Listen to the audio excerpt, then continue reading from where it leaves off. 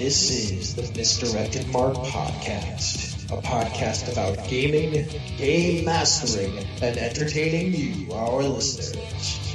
We are explicit, you have been warned, and I'd like to thank Mike Willard for letting us use his music on our show. Now let's pick up those mics and get on with this thing. Yes, let's pick up those mics and go. Alrighty, guys. All right, so you've made it out of the tech center and you have the MacGuffin orb. What are you guys doing now? Oh, thank God.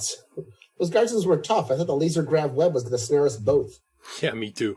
If we hadn't traded your G-Shoot to that rogue for a plasma inverter, we never would have made it.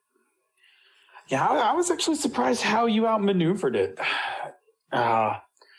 So, what are Parson Val and Mock just doing? Oh, we're going to head to the space dock. Yeah, the Man of War should be fixed by now and ready to go. Cool. All right. You make it to the dock without any incident, but Ah, crap. Here we go. when the blast doors slide open, you see a dozen of the Empress's power guard waiting for you. Their weapons are trained on both of you as their leader, Captain Talus, steps forward, her star blades already drawn. Ah, double crap. Well, you should have expected this. Parson, let me see if we can talk our way out of this. This is complicated enough without the two of you getting back into this. If we make it to the ship, or you can activate the AI, the defense guns will even up the odds a little bit. The captain looks at the two of you. You didn't think it would be that easy to slip into her Imperial Majesty's tech center, did you? I smile at her. Here we go. Almost as easy as slipping into your bedchamber 2 nights ago. Had to bring that back up. Captain seems both angry and a little confused. She's lost all her smugness as she showed just a few minutes ago. There's a little regret, a bit of sternness to her voice. You left without saying goodbye. That's because I wasn't ready to leave you. Okay, so we're doing this. It's not you, Pars, is fighting against. It's the Empress. Okay, both of you take a buffer point. Woo. Parson Val takes the MacGuffin orb from Machus and begins to walk towards Talus. Slowly. She's the reason we can't be together. Mock just begins to slowly move his hands toward his gas bombs. But if this goes sideways, we're going to need another plan. She lowers her blade. I swore an oath to protect this station. If you remove the orb, our defenses will be down. I'll leave the orb if you come away with us. She begins to raise the blade, but keeps it level, not pointed straight at you. Give up what we've both sworn to for each other? What would we do? Meanwhile, as all this is going on, the guard still has their weapons trained on all of you. All right, and with that, welcome to the 49th episode of the Misdirected Mark Podcast. Tonight, we continue our discussion of non-optimal play by talking about how to GM non-optimal situations, mechanics, and rules. Then we're going to go into the chat room for life to get your input on this sort of game before dropping into the after show. But first, my name is Jerry. My name is Phil. And my name now is Parson Val. I love that name, Jerry. Thank you. Fabulous. You know where I got that? I have no idea. Sir Percy, from DCC. Oh, okay. I can see where you pulled that out. Yeah. Every name I've been doing in all of our backstories has been variations on Percival, on Sir Percy and Mock Just Mock. All right. Awesome. Mock Just. That's why I wrote it that way. Yes, that's what sounds. Thank you. Fabulous. All right. Well, before we can get into this thing tonight, we have to stop in the lobby because we got to do a temperature check. So, absolutely. Real quick, Jerry, how you feeling? Oh, good. Better week. Yeah. Good. Feeling good. I've got cake. Well, hey, if you've got cake, then you're all set. And I'm Totes Jelly. It's my wife's birthday, so we got cake. Yeah, there you go. Happy birthday, Lily. Hey, happy birthday, Lee. All right, so you're good. Phil. Feeling good. I've rode all week. I didn't get to ride today. I had a weird jumble of things happen where I wound up not getting a ride, which made me a little sad because I've been pretty consistently. I've been riding every day. So that's I don't know, almost 30 days. I've ridden 28 of them or something. So I feel fine, right? I feel good. And honestly, probably my legs needed a night off from riding. So that's good. Mentally, I'm pretty okay. I hit a weird bump yesterday where I got like really kind of morose because I was in a meeting talking about strategic planning, and it involved me having to think about the future. And I've come to realize I'm really good at the eternal present, right? Like I am very good at just living in the moment right now. Mm-hmm. But anytime I start to think about like months from now, 6 months, like I freak out. So that'll be I'm just going to pen that down for, things to talk about with the therapist. But I recovered from it. So I was able to pull it all back together. My mental health is doing much better today. I was a little bumpy yesterday, but I'm much smoother. How about you, Bob? How you doing? Yeah, I too am recovering from a bit of a hiccup. My housemate ex-wife, her mother passed away yesterday. And so she was obviously greatly emotionally affected by that. And when someone in close proximity to me is greatly emotionally affected, it rubs right off on me. So it just sucked everything right out of me. So I was kind of like, just paddling along, waiting for that to get through. Feeling much better today.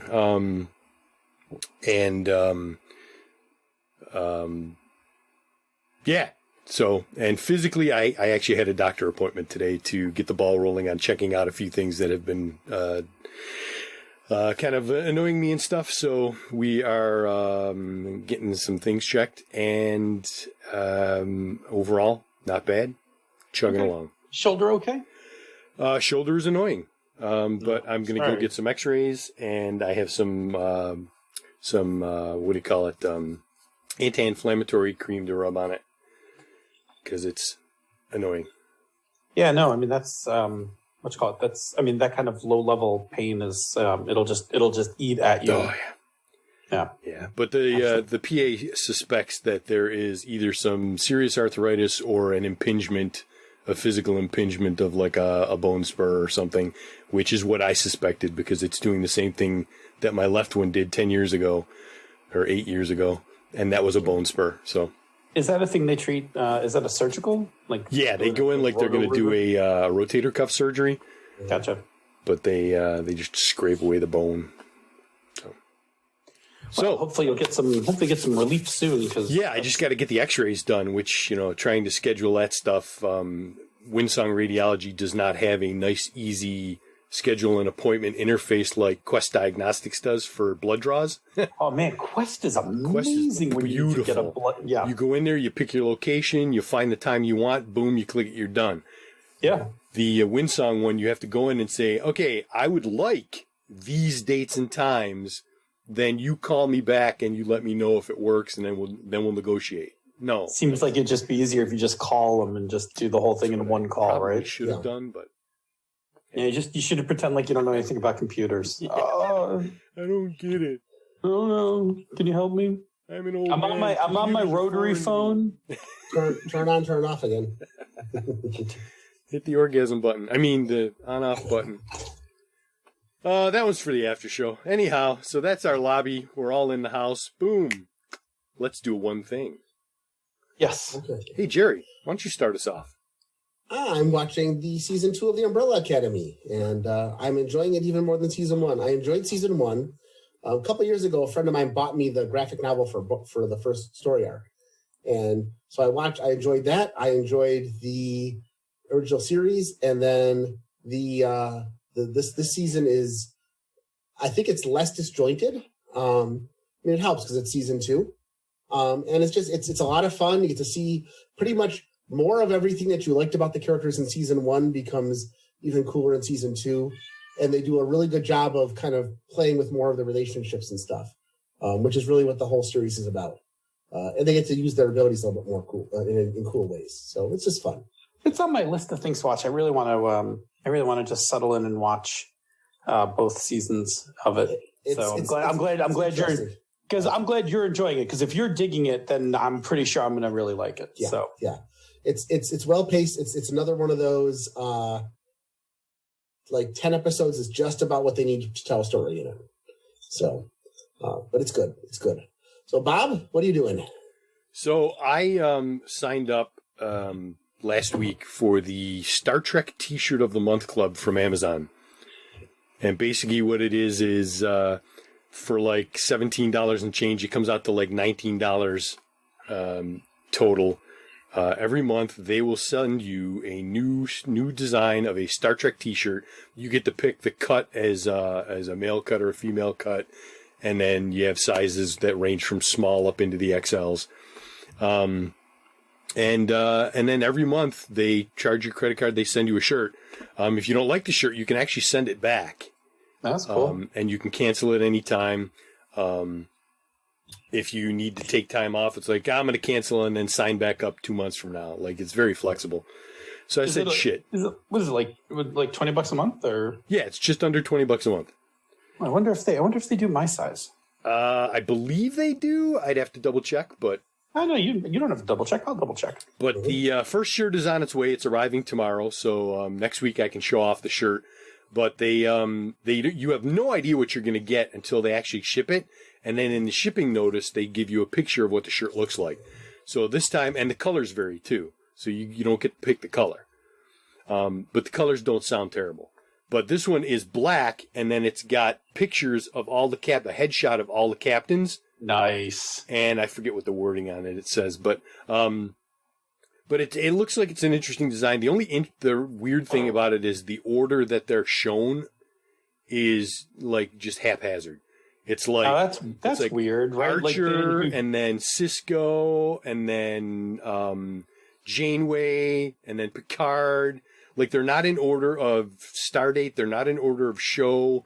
They're just, and Kirk is the last one, and it's like, why are they in that order? That's weird. So that was kind of odd. But yeah, that's I've got some T-shirts that are starting to get pretty threadbare, and I'm like, I'm gonna have to cycle some of these out of circulation. So I'm like, you know what? Let's get some Star Trek tees. Dig, man, I dig. So that's what's going on. Phil, what's your one thing? My one thing is Stone Block 2. I've gotten a handle on playing this mod pack. I've been watching this YouTube video series at lunch of a guy playing it. Although it's funny because half of it I'm picking up and I'm like, oh, cool, I didn't know that was a thing, right? Like, for a while I've been starving for blaze powder, and then I discovered like one of the early game things will give it to you if you just do the right amount of work. So I was like, oh shit. So I've been like learning all the stuff that I didn't know. And then at the same time as I'm watching the videos, I'm like, the guy's doing stuff and I'm like, you're doing it the hard way. Like, you should just use this other mod pack that you apparently don't realize. And then like a session later, he'll be like, oh, you know what? We're going to tear this down and put this in instead. This mod pack. And I'm like, see, told you.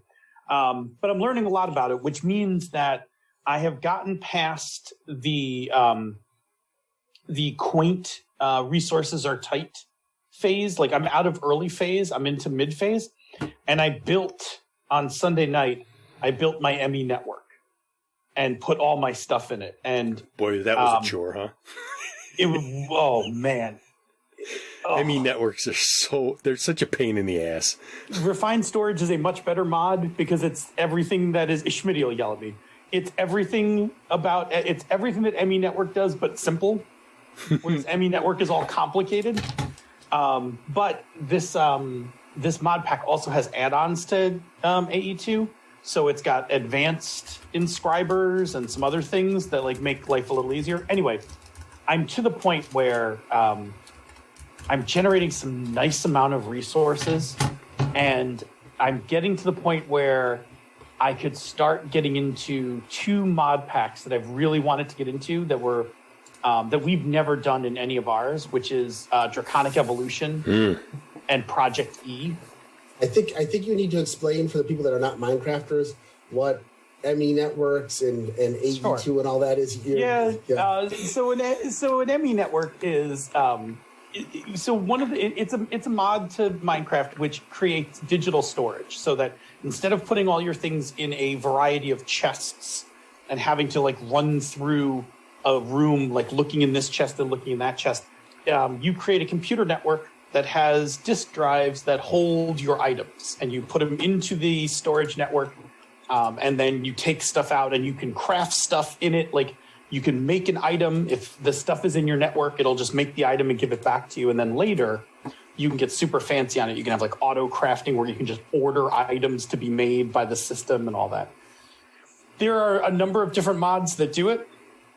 AE2 is probably one of the originals, and it is difficult. It gets into some really complicated networking stuff. Yeah. It's not really complicated, but I remember trying to build an ME network 2 seasons ago, and I couldn't get it to whatever I was doing. I wasn't doing it right. It is laborious, and the first mod pack that I ever played on the server with all of you guys, Schmitty gave me a full lesson in ME networks, and so I'm pretty good at it. Mm-hmm. But it is very craft intense to build. It requires a lot of maintenance to make sure that like you've got drives, and if you have to build more drives, it's more work. Yeah, there's some tedious parts to it until you finally get everything all fully automated. Yes. It's just... And then it's sweet. Once you get it automated, like it's really sweet. But I got it done, and it's just a simple network, and I've got it like in the basement, and I've got one craft pad in the main room, and like that's... And I've got, but I have like... I have resources now. So like... I'm now going to do the bigger mod packs. Like I really have always wanted to do Draconic Evolution, and Project E looks really cool. But both of those require that you start murdering withers, and you need like a certain amount of resources to do that and not die. So I'm just on the cusp of it. I think this week I'll be murdering up some withers to get some components for some projects. Anyway, I don't want to get too far off on that. I've been enjoying Minecraft again. Like we had reached the end of our pack and I had stopped kind of playing a bit. And now I'm at the point where every time I have free time, I'm like, I wonder if I could just get in for like an hour of Minecraft.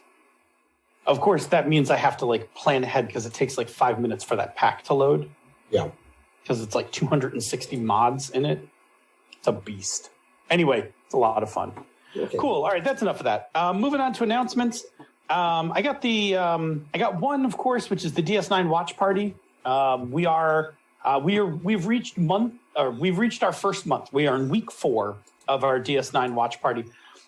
This week is a bonkers list of episodes. First of all, we're watching people will be hearing this if you're listening to the recording a week later, but we're watching tonight on the watch party. We're watching easily one of my favorite episodes. I believe it's one of Bob's favorite episodes as well, which is Blood Oath. I think it's the episode that takes Jadzia from a kind of interesting character to one of my favorite characters. Yep. So I'm so psyched to be watching Blood Oath tonight. Then on top of it, we are going to, in the middle of watching episodes for DS9, there is a season 7 next gen episode in the list this week. Okay.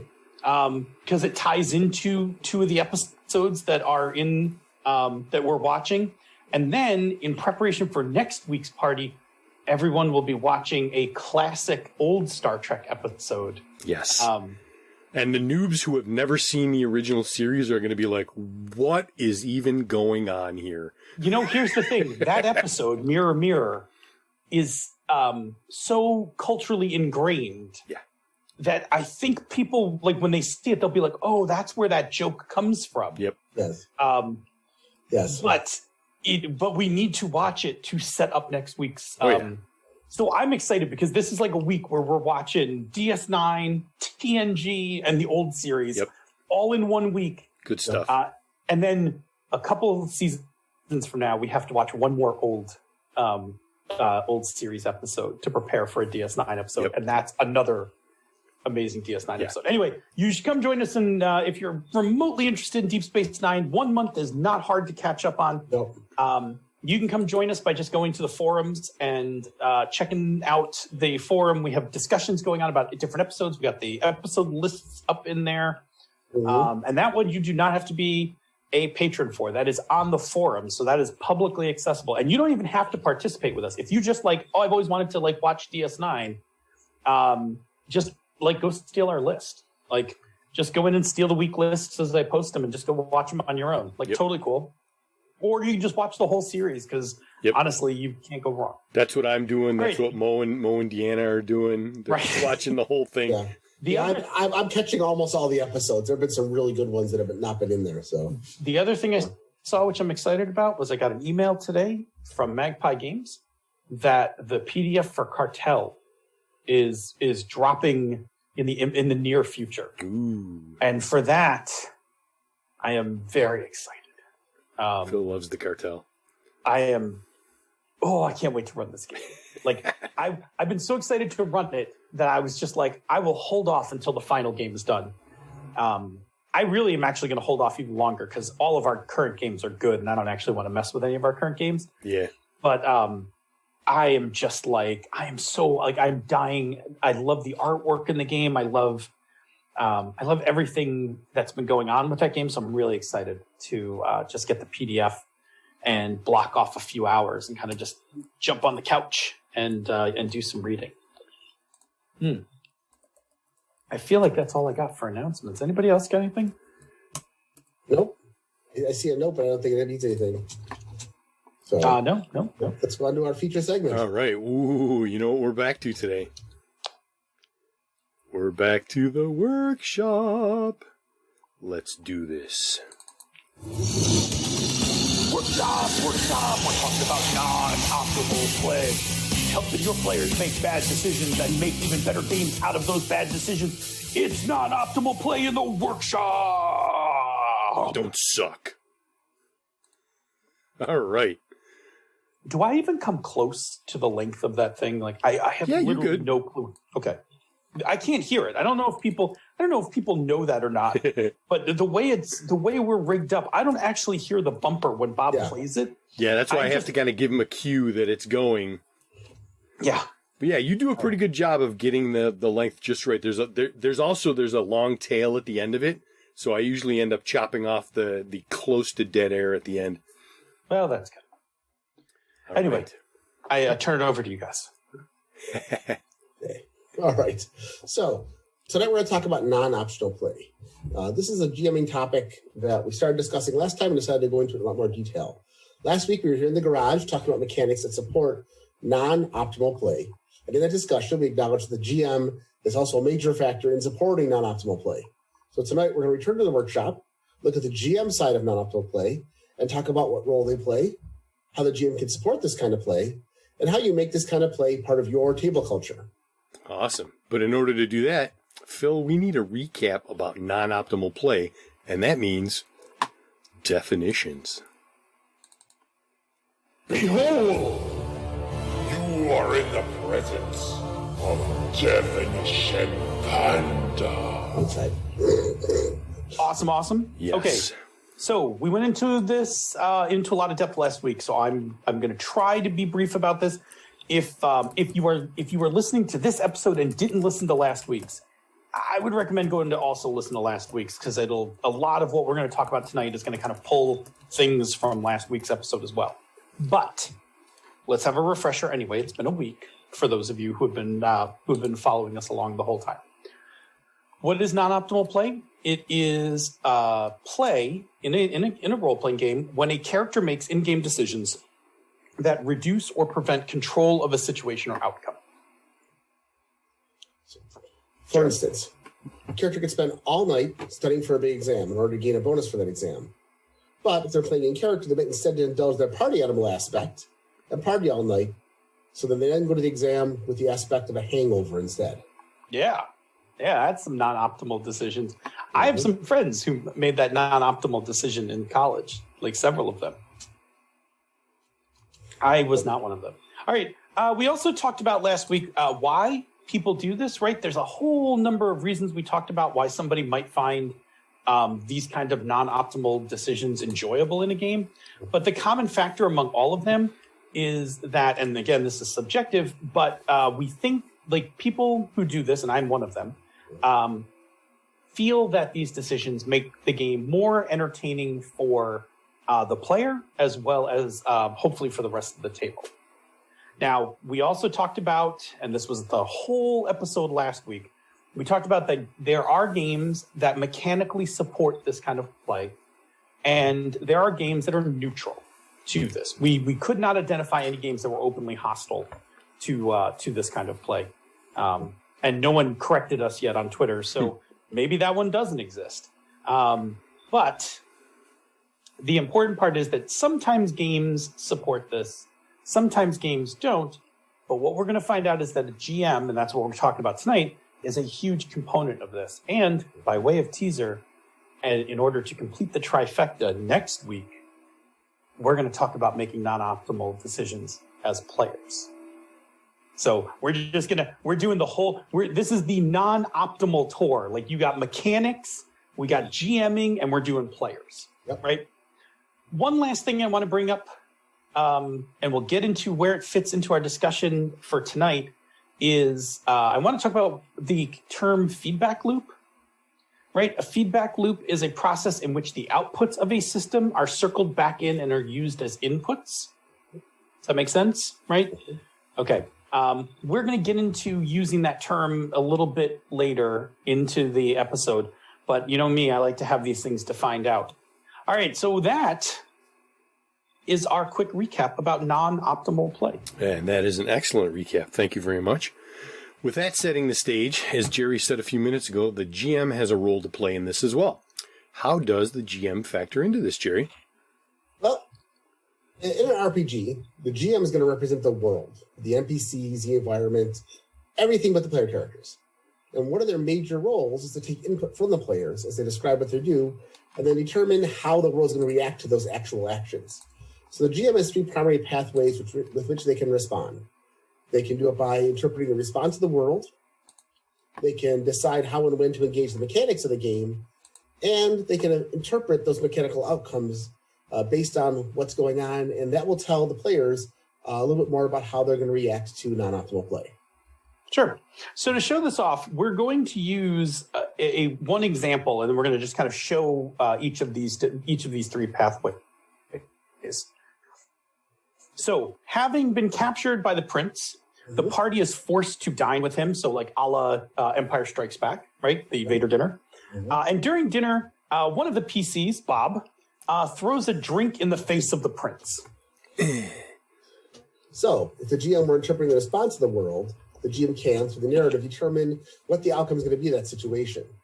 For example, they can have the prince laugh at the PC, wipe their face, smile, and say, I can tolerate anybody's first mistake, but rarely does anyone live past their second in my presence. Yeah, and that's a totally narrative response, right? That's just the GM extending the narrative based off the player's action, and not punishing them for making a suboptimal choice. Yeah, so in this case, and we're going to break this down a little further down into the discussion, but in this case, that what you said is correct. That is actually a supporting, that's supporting that non-optimal action. Okay, so the next thing is the GM in many cases, and not all cases, because different games do this differently, but the GM in many games often decides when to engage mechanics. And what this means is that in many cases, the GM will, in the term that I think we're all familiar with, call for a roll, right? And then often are the ones who set the difficulty for a roll, right? So now where this is not exactly true is when we get into Powered by the Apocalypse games, where the GM doesn't actually decide. A move is triggered based on the wording of the move. But if we look at something like D&D, when you make your persuasion check, or in Numenera, when the GM calls for a roll to be made, is kind of the GM's purview. So again, in talking about non-optimal play, the GM has the option of how and when to engage mechanics. So going back to Bob's drink being thrown in the prince's face, the GM may turn around and be like, the court is outraged at your brazen act. Make a diplomacy check DC 15 with disadvantage to get out of this without any consequences. Oh, charisma's my dump stat. It's never my dump stat. All right.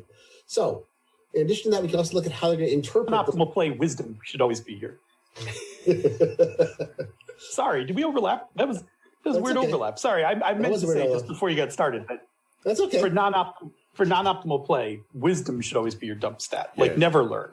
Like, strength is almost always my dump stat. So the other thing we can do though as a GM is once we have some sort of mechanical action, we can then interpret the mechanical outcomes themselves. So the GM can take the results of a mechanical check and determine exactly how it affects the narrative. So in our previous example, if you just fail the diplomacy check, the prince is going to nod and 20 guards enter the room with weapons drawn. Perhaps you need some help in realizing the desperation of your situation. Okay. Somebody just informed me my internet froze for a second, which is how Jerry and I got out of sync. Yeah. Thanks. All right. So regardless of those three pathways, and I'm pretty sure those three pathways will cover the majority of what we're talking about tonight. I'm sure there's more, right? I'm always terrified when I make a list. Somebody's going to be like, you forgot this one, but whatever. So regardless of the pathway, in most games, GM has pretty good latitude about determining how the world reacts to the PC's actions. And as I said earlier about PBTA games, right, Jer? Even in PBTA games, the GM is constrained by a set of moves. Those moves are often quite broad and open to interpretation. Yeah, I've never encountered a case where I've used a GM move in a PBTA game and haven't been able to make it fit. Yeah, that's actually been an issue I've had as a player in PBTA games, is sometimes the results of the moves I want to make don't actually answer the question or resolve the move. And with a good GM, they adapt to that. Yeah. And that makes a big thing. So I think it's good to see that that's another thing where the GM can be open to interpretation of any move that you make. And it works really well. Yeah. I think that you're right. I think that the GM moves are far more broad. And a good GM playing PBTA will figure out how to fit almost anything that'll make the story more interesting into one of those moves. The triggering of moves, though, that is almost always out of the GM's hands, in as much as if you trigger a move because you've met the criteria for wording it, of the wording of the move, you have to do the move. But if you don't do anything, like if the players don't know what to do, most PBTA games say the GM gets to take a move, right? Which then puts you back into that place where the GM moves are broad and, open for interpretation. Mm-hmm. Okay, cool. So now, having talked about those three pathways, this is where we get into how the GM fits into this, right? What the role of the GM is in non-optimal play. Because how the GM reacts to the player's non-optimal decision is going to determine how much non-optimal play occurs. Yep. All right. So the GM is an active part in how the world reacts to a non-optimal decision. So they must therefore be a factor in how non-optimal play is supported. Jerry, how does that work? All right. So when you're supporting non-optimal play, the GM's response, as well as their general attitude towards non-optimal play, can be either punishing, neutral, or supporting. And we're going to show this again by continuing our example of throwing a drink in the prince's face. Right. So a GM that's punishing, right? A GM who does not like non-optimal play. And that is absolutely a thing. Where we were unable to find rule systems that penalize you for non-optimal play, it is not hard to find GMs who will punish you for non-optimal play. Yes. So a GM that's punishing will respond in a way where the reaction of the world is punitive towards the character's action, right? So going back to the drink, the guards just pile on to the PC for throwing the drink. And outnumbered and unarmed, like the characters get damaged pretty quickly, and even one of them dies before the prince orders them to stop, right? Like that's just a straight up beat down. It's It's a dick move by a GM most of the time. It is a dick move. Because, I mean, to editorialize for a moment, punishing non-optimal play is a dick move. And that's strictly opinion. People can have their own opinions and run games the way they want, but in my opinion, it's a dick move. But I want to note it because I want you to notice what I want people to notice what is happening, right? And in that case, that beatdown is basically, you did something dumb, Bob. I'm going to teach you a lesson. Yeah, take that. Right. Yep. So, a GM that's going to be neutral, however, isn't going to try to influence the outcome at all, but rather rely on the mechanics to exactly tell them what to do. So GM calls for diplomacy check, stating if the players fail the check, they're going to be attacked by the guards. But if they pass the check, the prince is going to hold the guards off. So the players started this non-optimal move, and now they're going to make their diplomacy check. But the GM is saying there's a positive and negative. We're going to let the dice determine what the next reaction is going to be. And that's a little bit more fair. Yeah, it is fair, right? It's also deferring the GM from having to make the decision themselves and rather just relying on the mechanics, which I think is a perfectly fine thing to do if you don't want to come off biased, right? So if I want to be non-biased about something, I will always lean back into the mechanics and be like, oh, make a roll, and then let's see what happens. And so I use that a lot. A GM that's supporting non-optimal play is going to use those pathways to build a positive feedback loop. Right? So Bob throws the drink. The prince laughs and wipes his face, says, honestly, I deserve that for ambushing you. I like people who aren't afraid to stand up to power. So sit, listen to my proposal. And that makes things interesting. And in addition, that also helps to kind of give the players an idea what the prince is like, and also still drives the story towards what's obvious the GM wanted, which was the players to sit and listen to the prince. Yes. They got to do their thing, but we're still on that railroad track, which is okay. Nothing wrong with that railroad track. Yep, nothing wrong with that railroad track. But that's not actually railroading the players. That's interacting with them in a way that lets them be part of the story moving forward. Yeah, to be that's clear, in very positive ways. Yeah. To be very clear, because I'm very touchy about the word railroad. Mm-hmm. Railroad is when your actions have there's nothing you can do. This is going to happen anyway. Yep. In this case, this story is better described as linear. Yes. And that the prince is going to give you a mission. Now, if you tried to get up and leave and suddenly all the doors were barred and you burned through the doors only to find the guards standing outside the doors pushing you back in, that's a railroad. Yeah. Right? You're going to sit and listen to the prince. Right. In this case, as the GM, right, I'm probably sitting here like, bold move, players. I also don't want to get into a fight because I really want to deliver you the mission so that we can actually get to playing the adventure. Mm-hmm. I'm going to let this one slide, right? I'm going to make the prince cooler than maybe I had originally planned because I just want to move this scene along. And to be honest, certain players are going to look at that prince and go, okay, now we want to work for this guy. He's cool. Mm-hmm. And that makes a difference. Yep. So let's take a step back for a second, because if we look at the flow of play in general, we can see that a feedback loop between the player's actions and the GM's responses is beginning to occur.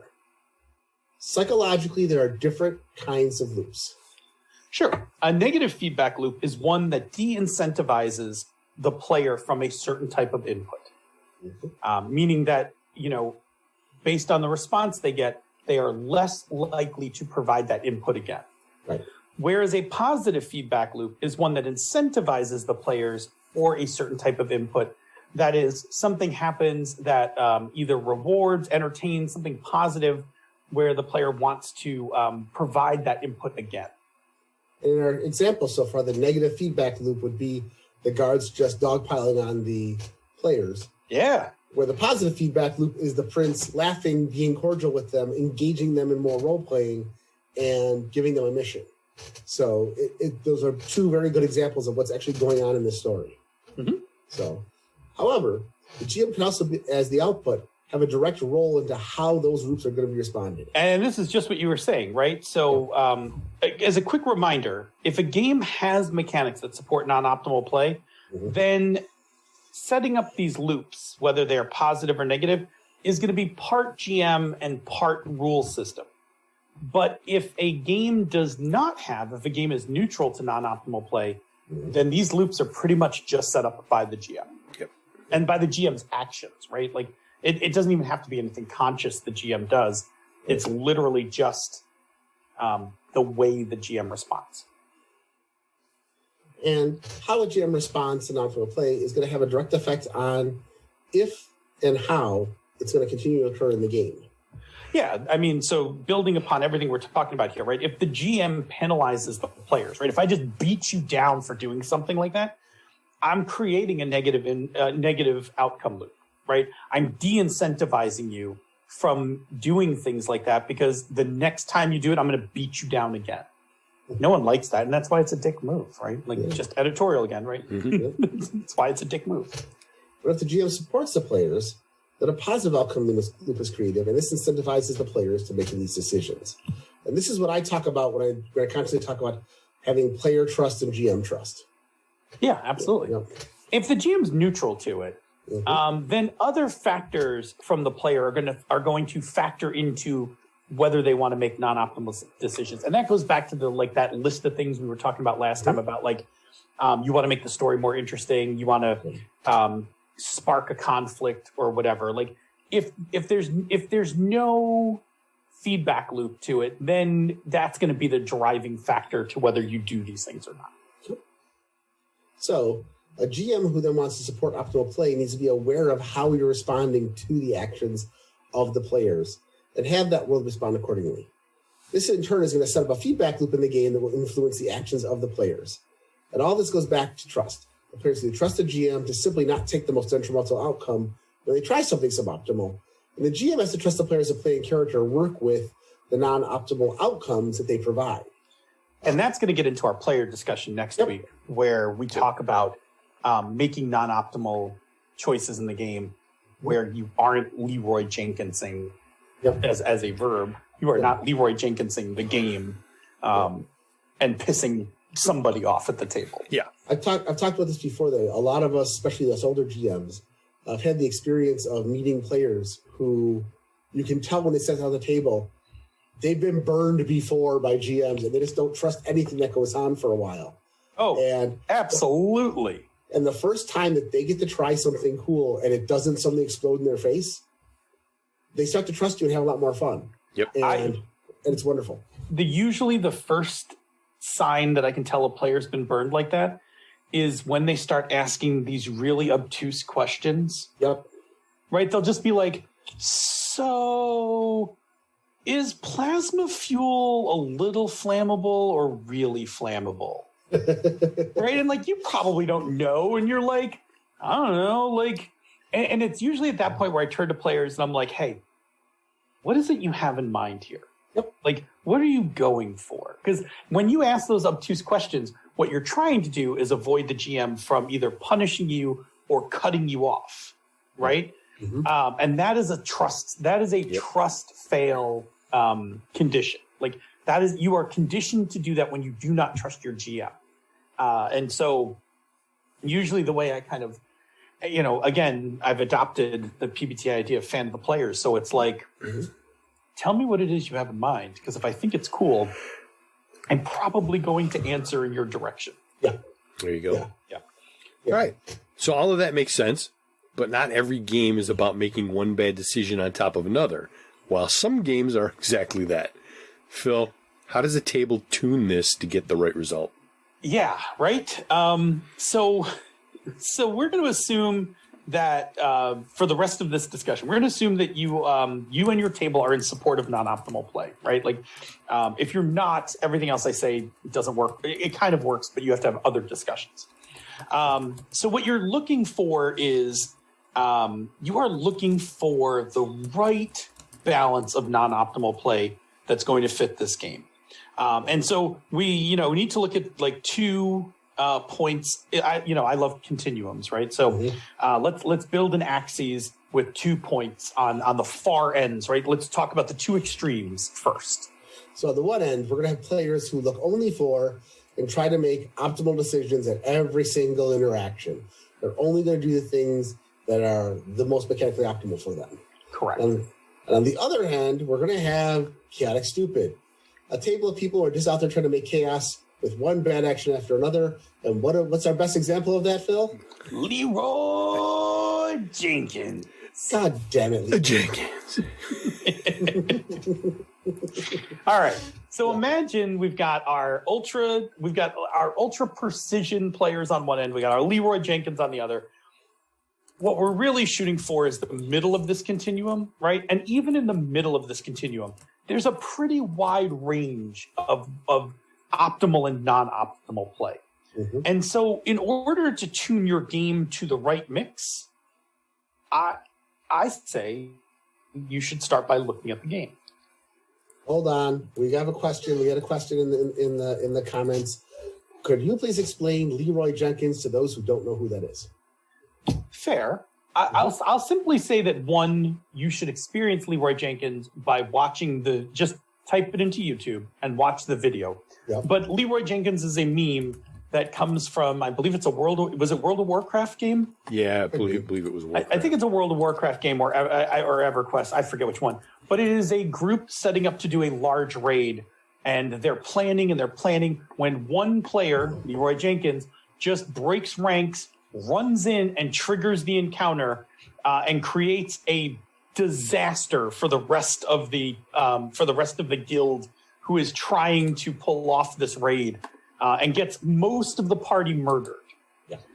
And the part where the Leroy Jenkins part is that he yells out his own name when he takes off, and he's like, Leroy Jenkins, and like runs into the room. Yeah. And yes, and as Ange is saying, it was all staged, but it's still hilarious. And the reason it's both hilarious and painful is that many of us older gamers have been there. Like, Leroy Jenkins wasn't the guy who invented that meme. No. He just got it on film. Like, yeah. It's been a character thing forever. Yes. And it's the way he says the name too. Yeah. Yes. There's the whole watch the video. It's glorious. Very, very fun. It's very funny. As Ange said, we've all known that asshole. Yep. Yes, we've all known that asshole, especially if you're an 80s gamer. I sometimes wonder if millennial gamers don't have some of these problems where 80s players are like that. Like, I had several of those guys. Yeah. I think so, because I had some Leroy Jenkins up until probably 2014, 15. I mean, maybe the youngins. After I moved, I've had Leroy Jenkins in 5e games after I moved here. Not the local, not my most recent two groups. So not in the group with Danielle and Owen in that group, but the group that I had when I first moved here before I met any of you guys. I had a group that was like the whole party was Leroy Jenkins. Just min-maxing and charging in and no planning, and half the party's talking while somebody else decides to go insult the guard and get into a fight in the middle of it, that kind of stuff.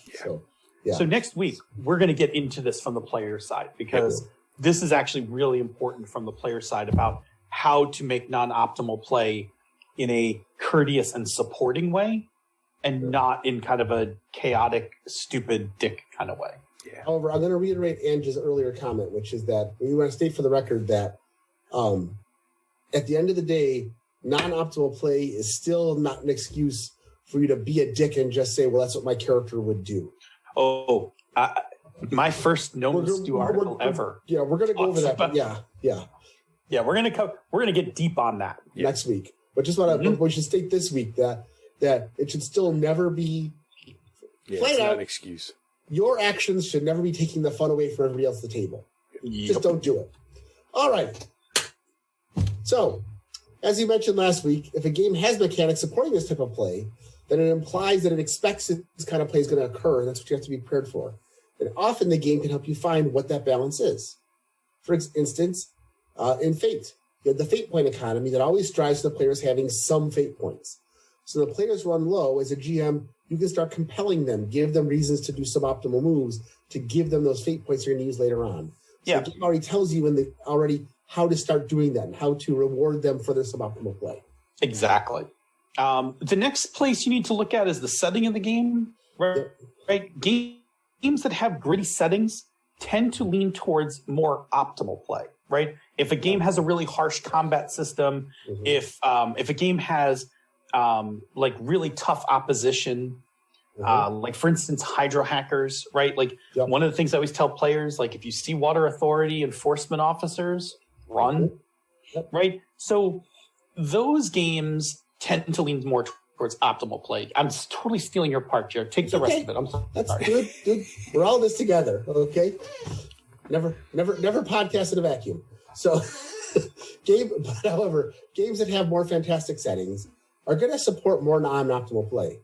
You're going to have things where you have a better chance to do crazier things. You don't necessarily have to worry about Jerry, wackier. Wackier, thank you, wackier, thank you. Creative things, say that way, creative thing, and non-optimal play. And certain genres simply have more tolerance than others. If you're playing a musketeer-style game, regardless of which musketeer you're picking, it's going to lean heavy on non-optimal play. Whether you're watching the Michael York Musketeer movie or the Charlie Sheen Musketeer movie or the Steampunk Musketeer movie, you're going to have some sort of non-optimal play going on and lots of choices that are more creative and entertaining than they are actually useful. I will once again put my heart out for the Disney Charlie Sheen. Yes. That is my Three Musketeers. Yes. I love that movie so much. And Musketeers, I think, is very much a non-optimal. Yes. I mean, Musketeers are pretty much by genre expected to make some pretty poor decisions. Yes, Senda saying in the chat room, Cartel, right? Cartel is another one where you should not be playing Cartel safe. No. Right? Like, or you should for a little bit and then prepare to just let it ride. Okay. Cool. So we talked about mechanics. Real quick, just to answer Senda's thing. It's not that higher fantasy is required for non-optimal decisions. Higher fantasy tends to encourage them because you tend to have more outlandish, outrageous things going on. Or you have things like resurrection. Yeah. So your non-optimal decision can be fixed fairly quickly by just raising somebody. Yeah, not to say, and that's a good point, not to say that high fantasy is all about non-optimal play, but non-optimal play works fine in high fantasy because you have much better ways to kind of mitigate what happens. Yeah. And I mean, I go back to college. My college cyberpunk players played every adventure like they were goddamn superheroes. And sure, because you just buy the parts you're missing. Yep, and that was very low. That was very low fantasy. They were just creative as it could be. So yeah, right. when we played Corporation back in the day, I think there was a tightrope of optimal and non-optimal moments, and then screw it, that didn't work, and then light it up. Like, okay, so lastly, all right, so we talked about setting, we talked about mechanics. Lastly, you got to go look at your group. And this is, with most things, this is going to be one of the most important components. So I'm just answering a question. So, first of all, you want to understand what your group is looking for in their play. And I think this hits on what Senda's talking about, which is that you don't have to have wackiness to have non-optimal play. If your group is just looking for good drama, non-optimal play can lead to excellent drama. Mm-hmm. And we did say that last week, right? That was one of the things why you might want to do that. Yep. But the question is going to be, does your group derive a lot of enjoyment from non-optimal play? Some groups do, and some groups don't. And if your group does, then this is what you want to be leaning for. If your group doesn't, then that's not something that they're going to do very often. And basically, is your group going to be focused on successes, mechanical masteries, creating a complicated story? Each of those are going to lead to different types of non-optimal play. Or optimal play, right? Or optimal play, yes. Yeah. All right. So putting that all together, you really should be setting these expectations at session 0. Yes. You talk about the tone of the game, what the mechanics are going to be, and how important non-optimal play is going to be to you. And as a GM sets some boundaries, the kinds of non-optimal play you're going to support, and then which kinds are going to be neutral or which ones you're going to be punishing towards. And sometimes you can do all of them. Yeah, I mean, there are things where it's like let's say you're playing Cartel, right? Mm-hmm. You might say something like, all right, look, bad relationship ideas, whatever, like that kind of stuff. Like, I'm totally for, like, that's just going to make the game better. But like, if you're going to just mow down a bunch of people coming out of church, like the federales aren't going to stand for that. Yeah. Right? Like the federales are definitely going to are going to come after you if you do something like that. And those are the kind of discussions that start to create the boundaries of, okay, where am I making my non-optimal decisions that's making the game better versus where am I pushing on the boundaries of this game? Yep. Right? Where boundaries of the game or the group, right? Mm-hmm. And I've never done this formally in a session 0 because honestly, we just kind of formulated this stuff this week as we were writing it up. But I've had these discussions with players in certain ways, like, oh yeah, like the city guard, like they'll tolerate so much. Oh, I get a better one. I can do it from Hydra Hackers. The Water Authority will tolerate a certain amount of crime at the street level. But if you attack a Water Authority officer, expect a ridiculous, overwhelming response. Yep. And that's boundary setting, right? That's saying, like, listen, if you make suboptimal decisions at the street level, I'm going to just let that play. But if you like try to blow up a Water Authority station, expect that I'm going to like burn down your neighborhood. Right? And that's just setting the boundaries of the setting. And that's kind of the problem they had back when they had the organized play for D&D 3.0. Was that the first couple adventures expected the players to take non-optimal choices because taking optimal choices got them horribly punished. It was kind of a reverse thing.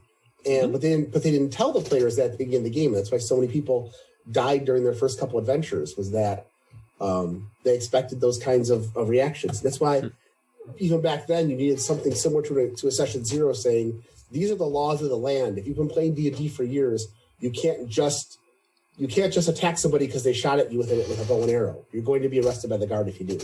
And if they don't, you need that kind of thing in the game. So that is important to talk about so the players know what they can and can't do in the game. Yeah, and if your character's in the world and you lived in this town, like, you know what's right and wrong. Yeah. And if you're new to the town, honestly, from a narrative perspective, this is the place where the guards should tell you. Yep. Like, when you come to town, the guards are like, listen up, adventurers. Like, we know your type. Like, we're not having you spill blood in our fine community. So no dueling, no bar fighting with edged weapons. Like, if we can't, if you spill blood on the ground, like, we will put you in the stockade. Yeah. This is Angie's big thing she talks about all the time, of GMs who don't assume that the characters have some competency. Yeah. Like, you tell the players that's something would be a bad idea. Yeah. You would know that you still do it if you want to, but just let you know that your character knows that there are consequences for that. Yep. And this is the law of the land. And that winds up being a really, as we sidetrack for a second here, which I love, that I think is also a huge deal when you're running like a convention one shot.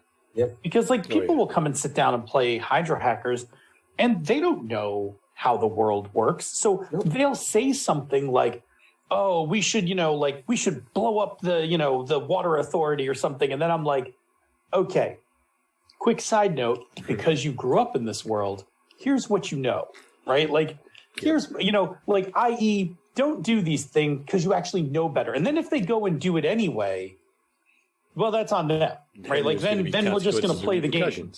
Right. But I absolutely agree. Like, you, the player, may not know all the genre conventions, may not know the setting, but your character grew up in the setting.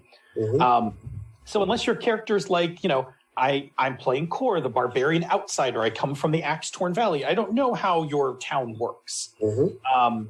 That's its own form of non-optimal decisions, right? Like, and And again, that's, also having that discussion like, okay, Core, like, it would be a dick move if you murdered somebody for spilling their drink on you. Mm-hmm.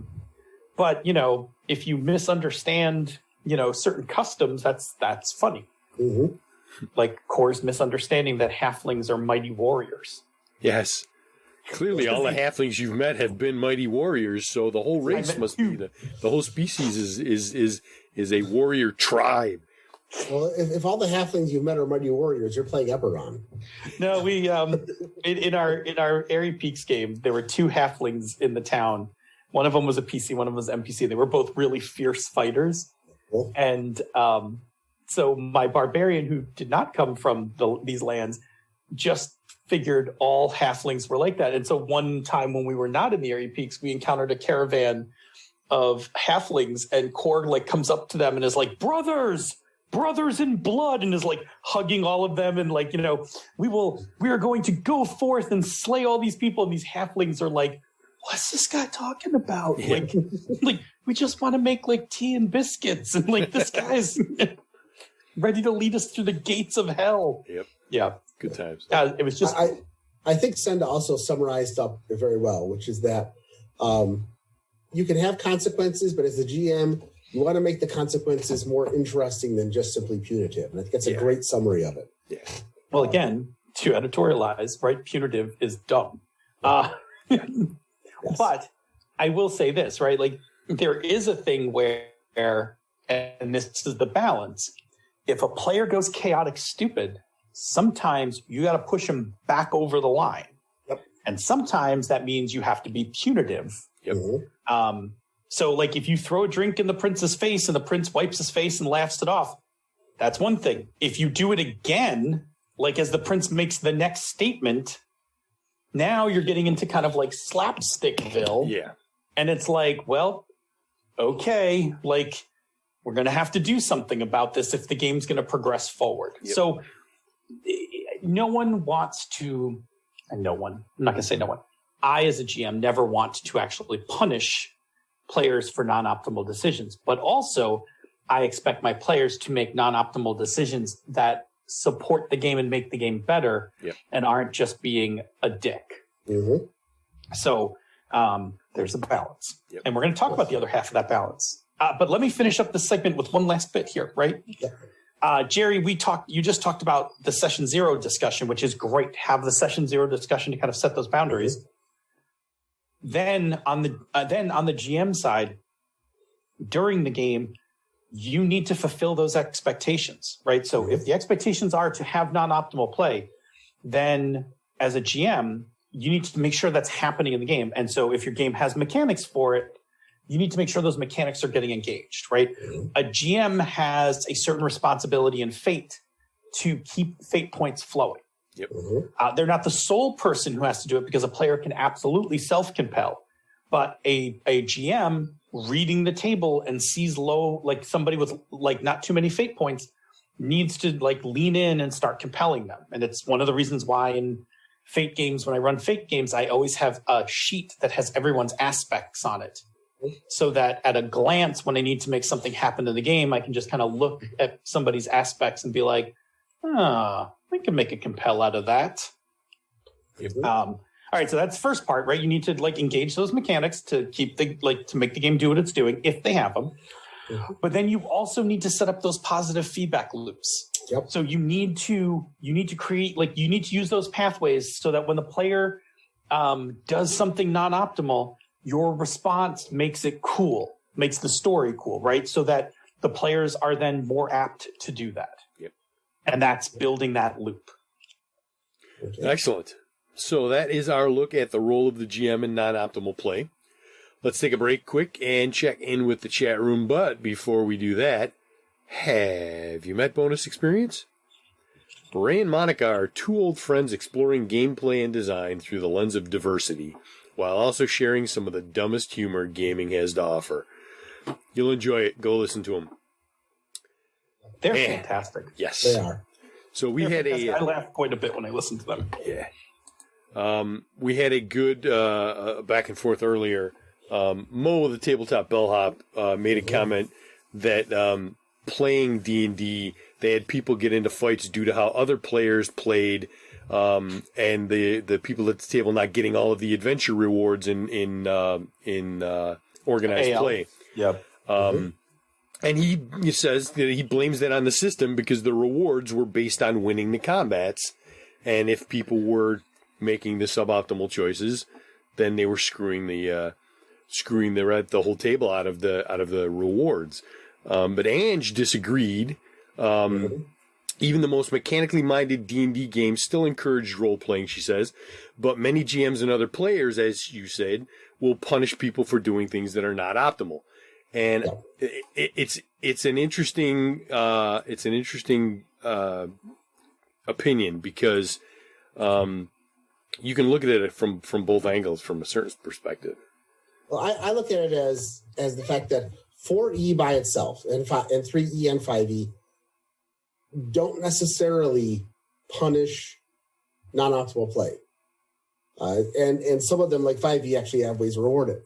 But organized play and the scenarios that were written, some of those scenarios very seriously punished non-optimal play.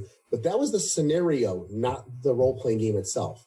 And and when you have a scenario, I think that falls back onto the GM more than the player, more than the game itself, because it's a bit of a thing. I mean, I've seen some of those adventures and I ran them, but it's up to the GM to award the rewards. And you didn't. If I remember correctly, I could be wrong on this. You got experience points for getting through the encounter, not necessarily just killing everything. So but the counter argument to that is that organized play is a heavy component of D&D.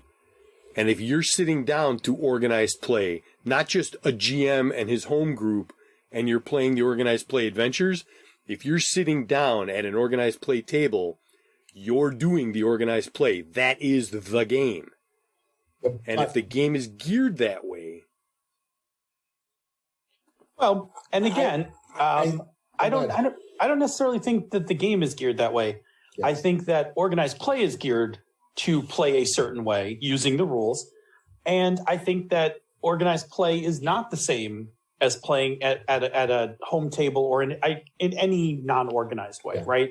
Organized play tends to be a bit more narrow, a bit more focused on certain things. And a lot of people play, and again, this gets into what are you playing the game for, right? Yep. So some people are playing the game to get the stuff, right? They're playing through the adventures because they want the things to put on their character. And if you sit down to a game and people have mismatched expectations, right? Like if somebody isn't playing the game in your group to get to the goody treasures at the end, and decides they want to talk to, every NPC in the village before you head out to the dungeon, like that's going to create that intra-party friction, right? Because now you have people who are playing with two different sets of objectives, and they're it's creating that tension. Now, two things sorry, go ahead. No, I'm just saying, like it's a mindset thing. Like if you have a group of players and they are like, and you see this like with you see this at Gen Con with what was it? Was it Real Dungeon? What was that? True Dungeon. True Dungeon, right? Like there are people who go to like True Dungeon who are like, I'm gonna go play True Dungeon, right? And they just like, haphazardly go through laughing with their friends. And then there are people, and I think Schmitty was one of them, who are like fucking binders, right? Of all the gear. And they're playing because they're looking for, items that they haven't like that are new this year or whatever. Very different mindsets. And it's really, sometimes it's just really understanding both as a player, as a GM, and as part of the group, who's playing the game for what reasons, and trying to support that. Now, I'm going to say two things on that. And one of them is I agree with that 100%, except that as a GM who's been to Gen Con and run these games and been to the GM meetings from WotC told us as GMs running organized play, especially for the beginning of 5th edition, that here is the list of rewards the players get. They cannot get more than this. However, if the players do something that you think they should get reward from, move the reward to there. So if the So, for example, in Secret of So-Called Keep, which was one of the first adventures they did for 5e, here was the list of money that you could give them. They couldn't get any more than this. So if they're in town and they negotiate for payment for X, Y, and Z, then they said, okay, well, then instead of getting 200 gold pieces at the end, they get 200 minus whatever you paid them earlier. You know, Sure. If you move the rewards around, as long as they get through the encounters and have a good time, give them the rewards. This is all you can give them. Now, when I ran 4E, we saw the same thing. When I played a couple of the ones that were in 4E, including the Caves of Chaos remake they did, the same thing. Here are the rewards you can get. If they decide they're going to spend more time in town and talk to somebody and negotiate for something, sure, give them this little reward as something they get out of that. So I don't know what it was like in the beginning, but if there were GMs running it hardcore, that was a GM thing, not a organized play thing. Because organized play said you couldn't get more than this, but you could spread this around if the players role played their way through it. That was even in 4E at the time. That's what I'm saying. I think it's more of a GM and a play style thing than a game-based thing.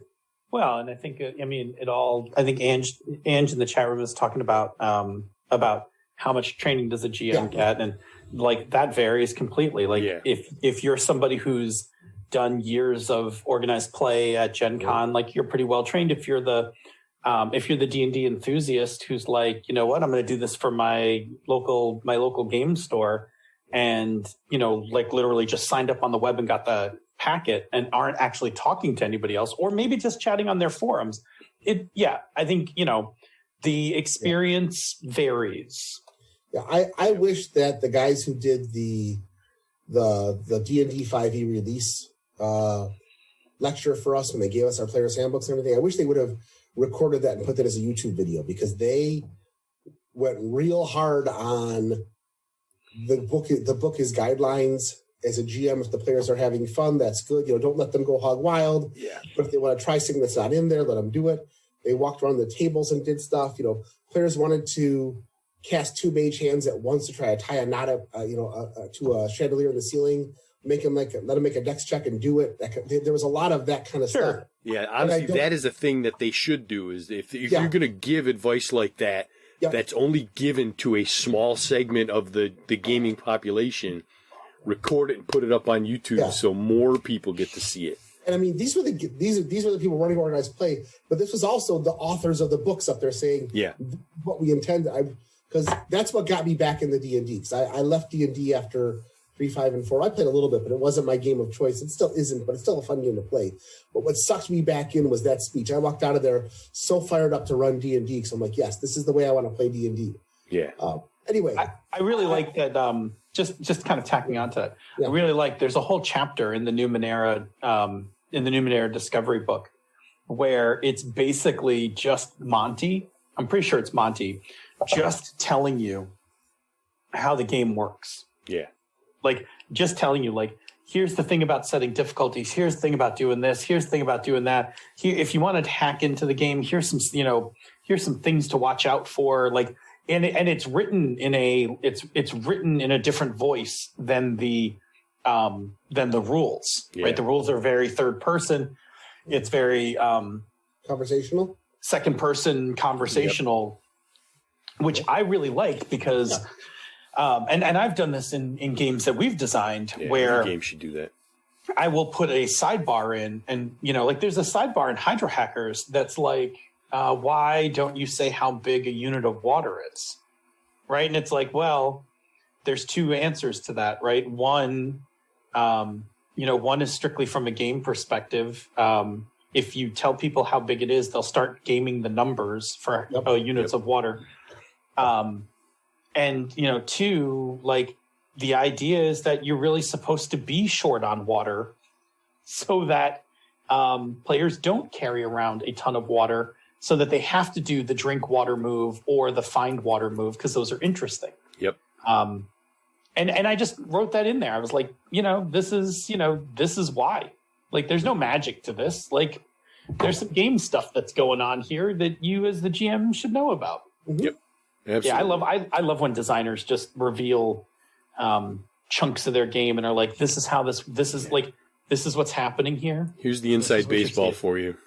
Well, because it helps the GM if you understand how the game is. If you understand how the game's moving, then you can run it better because you kind of understand like where the game's trying to drive to. And it makes you better prepared to handle the weird stuff that doesn't fit the actual rules. If there's some kind of a corner case or something doesn't quite fit, understanding how everything works makes you way more prepared to do it. Absolutely. And I say this all the time. I wish more games would have a this is what a typical game looks like. This is what we're going for. This is our thought of it.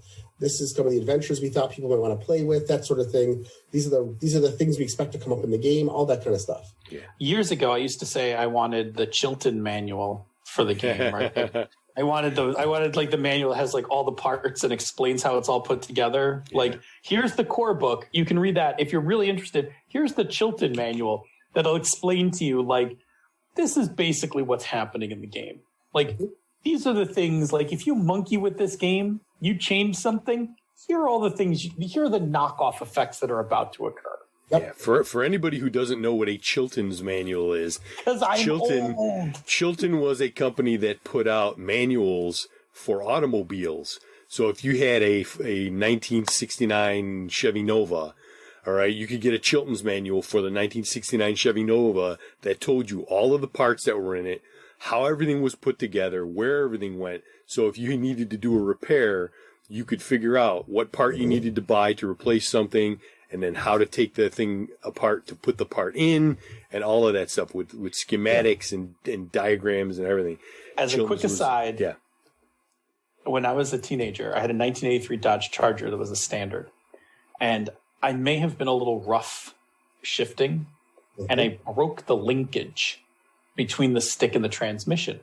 So I went to go home one day, and I got it down into first, and the stick, the stick didn't go like into the spot. It just like went like all over the place. Mm-hmm. So I got under the car, and I looked at it, and I could see the piece that goes into the transmission, and I could see the piece that went into the stick, and I could see how they it was clear they were supposed to be together, but weren't. And I went to the dealership, and they opened up the Chilton manual, and I explained to them what I thought the problem was, and the guy showed me the drawing of the assembly of those two parts, and he's like, son, because I was like 17, he's like, what's not there? And I was like, that thing. And he wrote down a couple numbers, went in the back, came out with a baggie. I paid him $5. He's like, okay, you're going to push that in. You're going to use like a pair of pliers to squeeze that. He's like, you're all set. Explain the whole thing to me. Yep. Mm-hmm. I went home and climbed under the car and fixed it in 5 seconds. Yep. Yeah. It was amazing. It was a very cool. I don't think you can do it with cars nowadays. But in the old days, they designed them specifically not to be able to do it.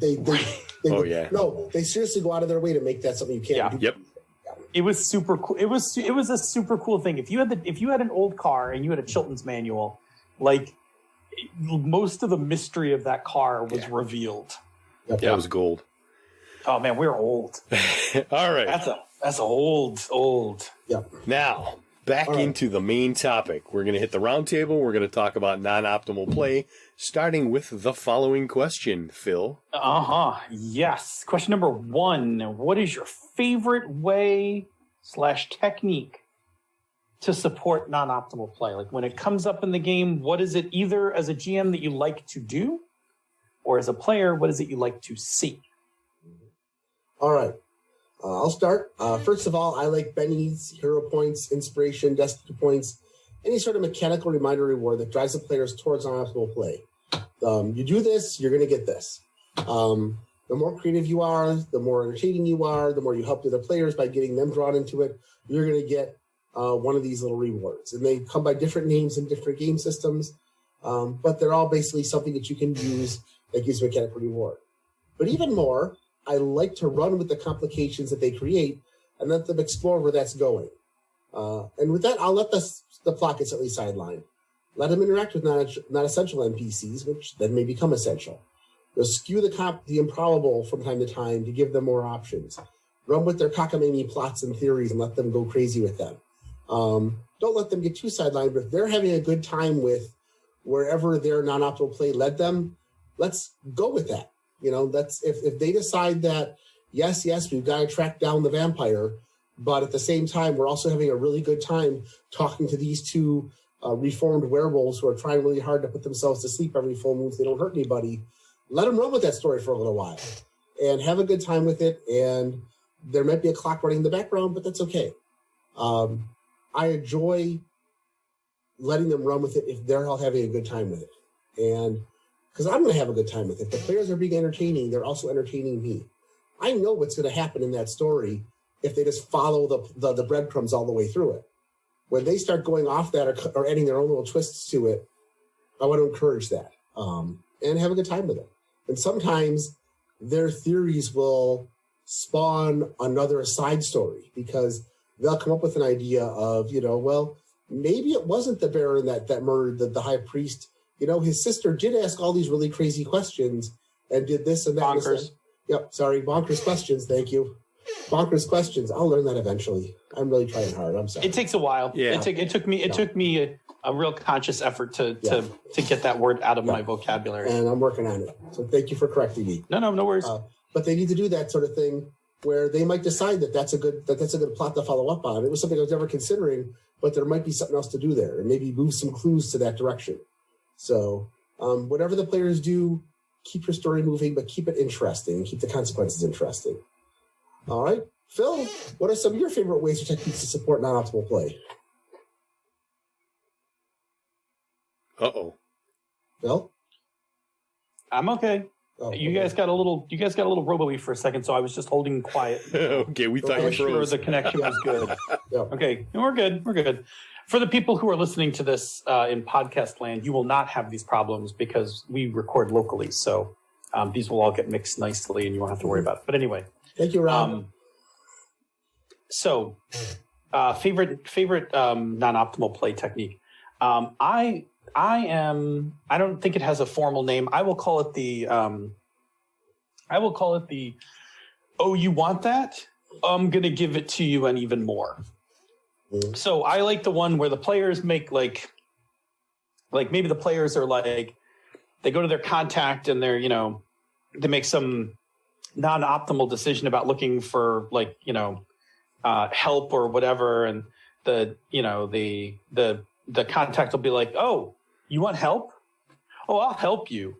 But here's what it's going to cost you. Yeah. And then I just add like another objective to the mission. Because I like that even more, right? I like when now we have conflicting objectives in a mission, or you got to do not only do we have to steal this thing, but we now have to plant this thing. Otherwise, Choji's pissed at us. Yeah. So I love anything that I love to complicate it upward. The other one that I really like, and I will admit sometimes I just use it as a stalling tactic, is I will take a thing and defer it. Like I will let a non-optimal move go through with zero consequences in the moment. And I will write myself a note that'll be like, haunt this motherfucker later. And I will bring it back like a session or two later and it'll be like, oh, you remember that thing you did? Me too. I love a long loop, especially because I'm a big fan of campaign play, so I don't always have to rush to deliver the consequence or the fallout or whatever. I'm very comfortable just letting that one. It's the uneasy feeling like, oh, I just did this really bad thing, and nothing bad has happened in return. It's like waiting for the slap bet to come around. Right, that boomerang's just starting its return arc, right? And so I am a big fan of that. I'm also a huge fan on the mechanics side. I'm a huge fan of any game that gives mechanical rewards for bad decisions, non-optimal / bad decisions, because I think it incentivizes players wonderfully, because getting a thing for making a non-optimal decision is awesome. And two, if I know that they have a thing that's going to buffer, right? These are terms we talked about last week.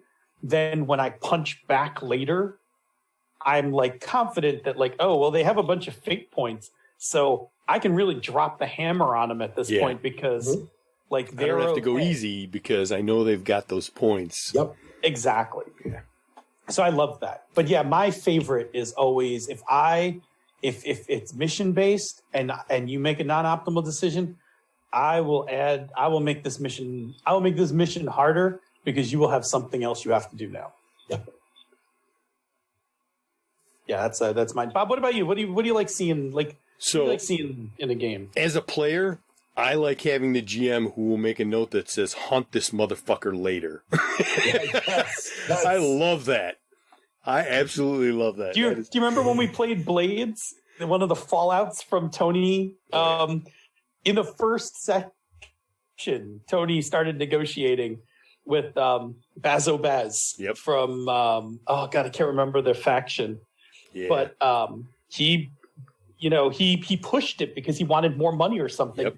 And I told him to make a roll, and he failed the roll. And I was like, okay, I'm starting a clock called Bazo Baz is sick of your shit. Yep. When this clock gets full. Yep. That was beautiful. And it did one day. Yep.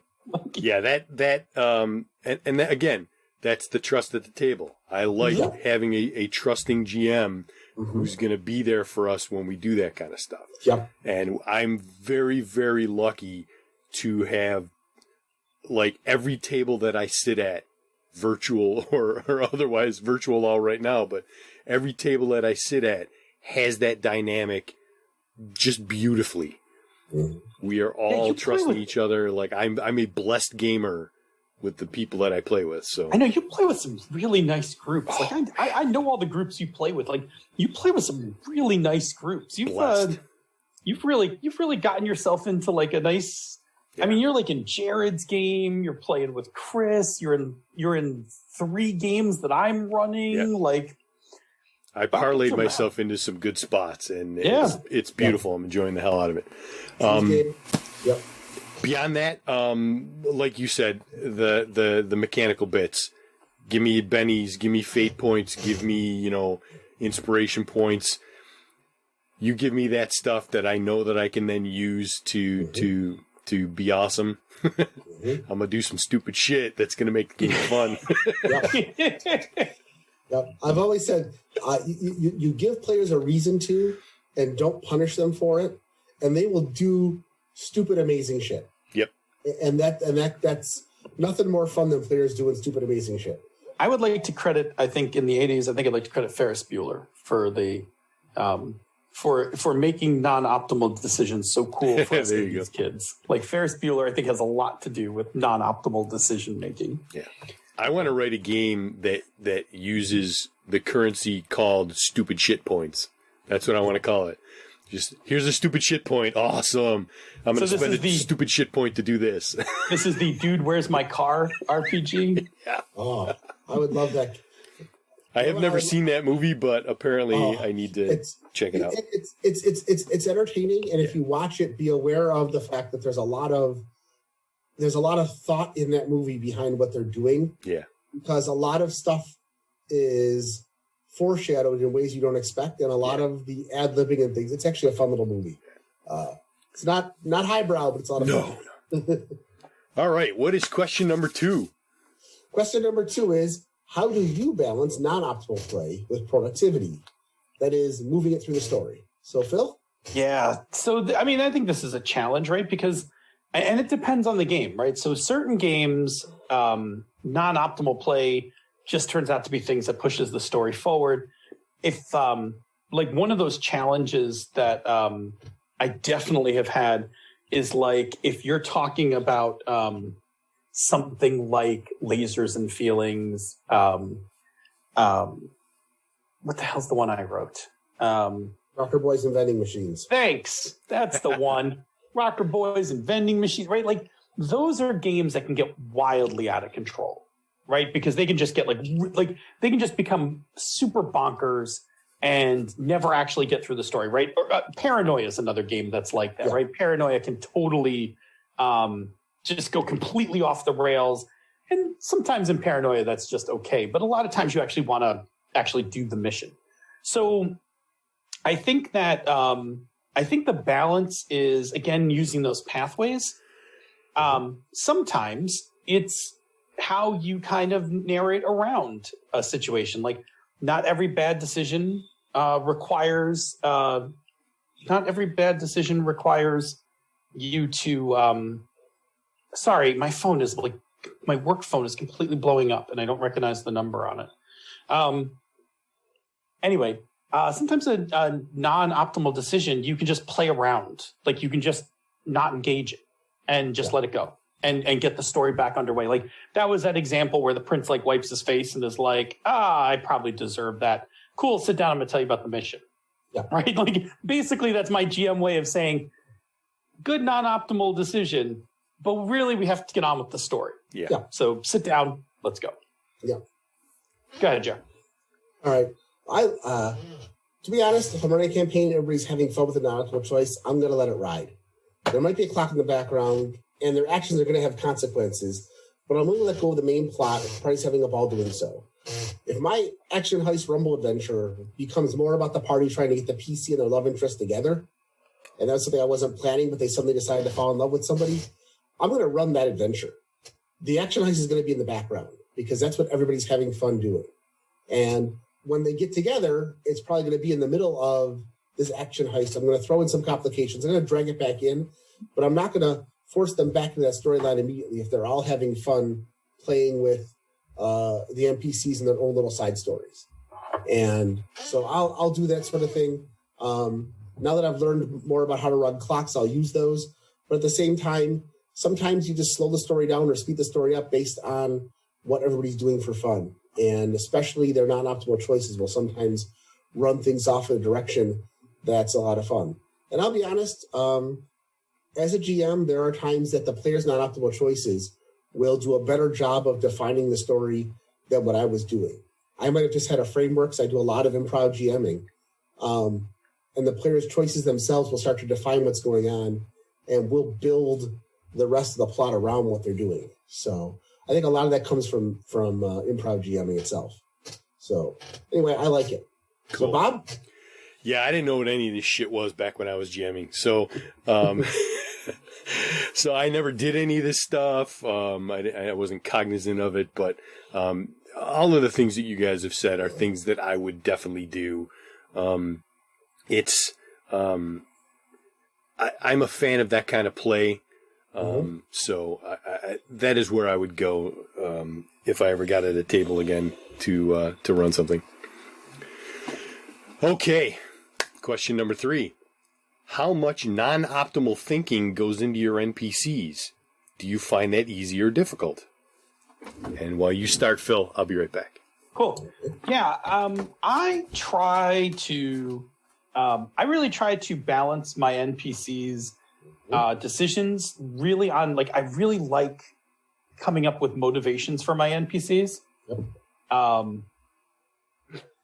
I really like coming up with motivations for my NPCs and then making them just do those things. So there are times where my NPCs make non-optimal decisions because it's exactly what the character should do.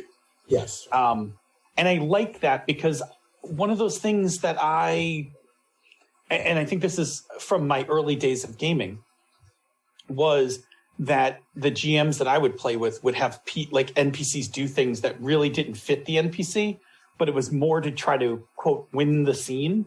Yeah.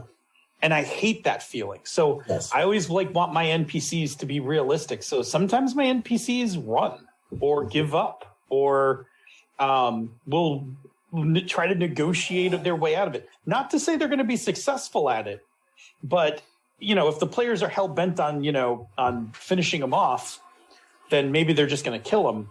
But a lot of times I will have I will have an NPC who's like, yeah, this guy isn't sticking around. Mm-hmm. Like, he's like some third level flunky for this bad guy who's barely getting a decent pay. Like, he's way outclassed and lost all his backup. Nah, he's running. Yeah. Or sometimes not, right? This guy's lost all his backup and he's a super zealot. Mm-hmm. Guess what? Like, you're going to have to put him down. That's the other part of it that's fun.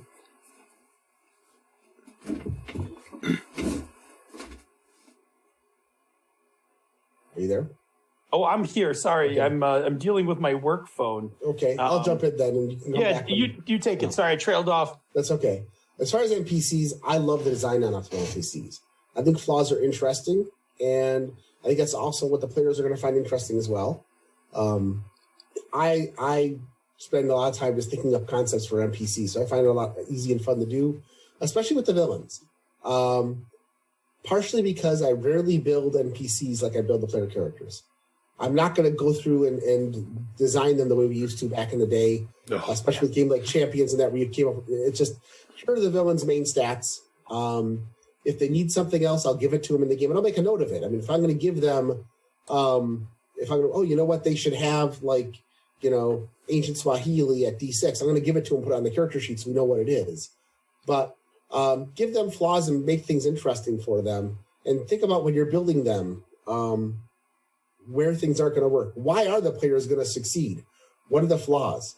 In my other job, one of the things we talk about all the time is when you're talking about a new chemical program is look at all the things it's going to do, but also talk about where it's not going to work, so that you know where to look for those weaknesses.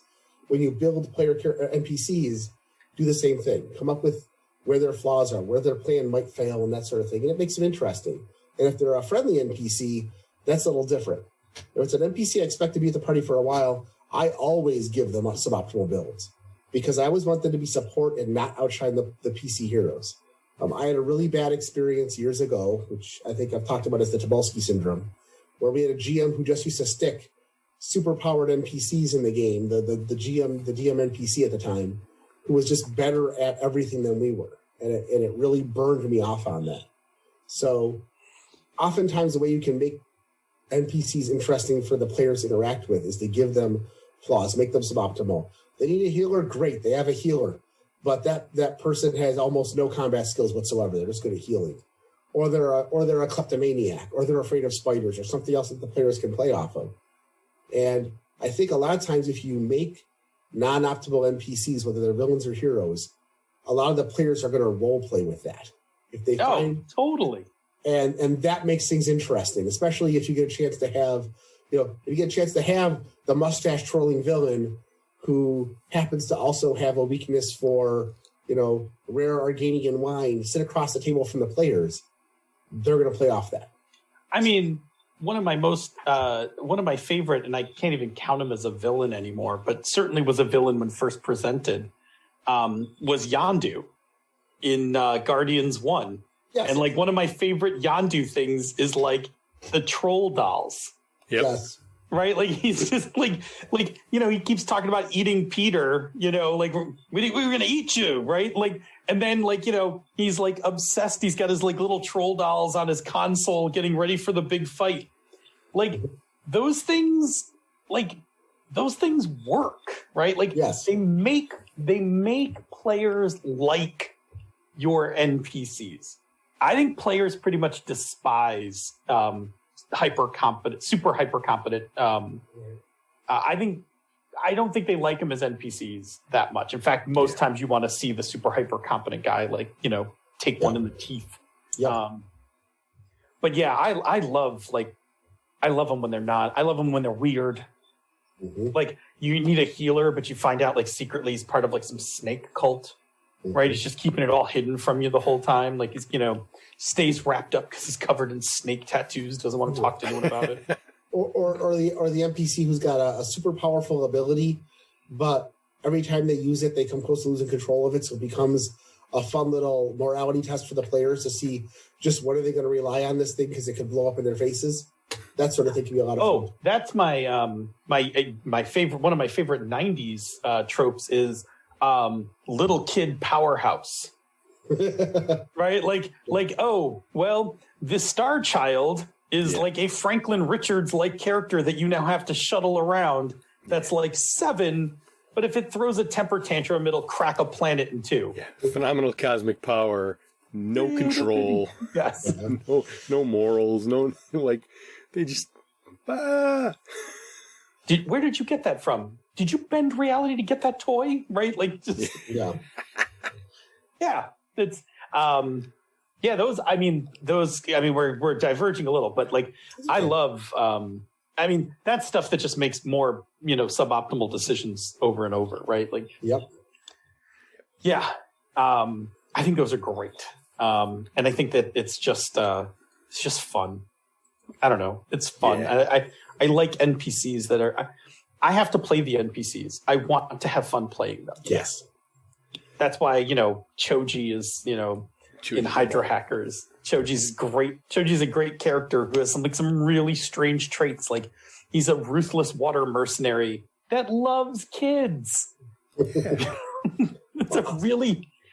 I always love when I'm either playing with a GM or GMing a game where the players want to play some of the NPCs when they're not there. And just dive into all of their weaknesses and flaws and everything else. Because that's what they tend to play. When you're running a game and you say something like, okay, well, while Bob and Senda are busy doing this adventure, Phil, you and Schmitty aren't there yet. So why don't you guys play the guards they're talking to, the ones that you met earlier? And you guys are going to play up those weaknesses almost more than you are going to play the flaws. More than you're going to play their strong suits because it's more fun to play them. So like two stormtroopers talking to each other. Yeah. Gotta go to the firing range. Oh, sorry to hear that, buddy. Did you miss me?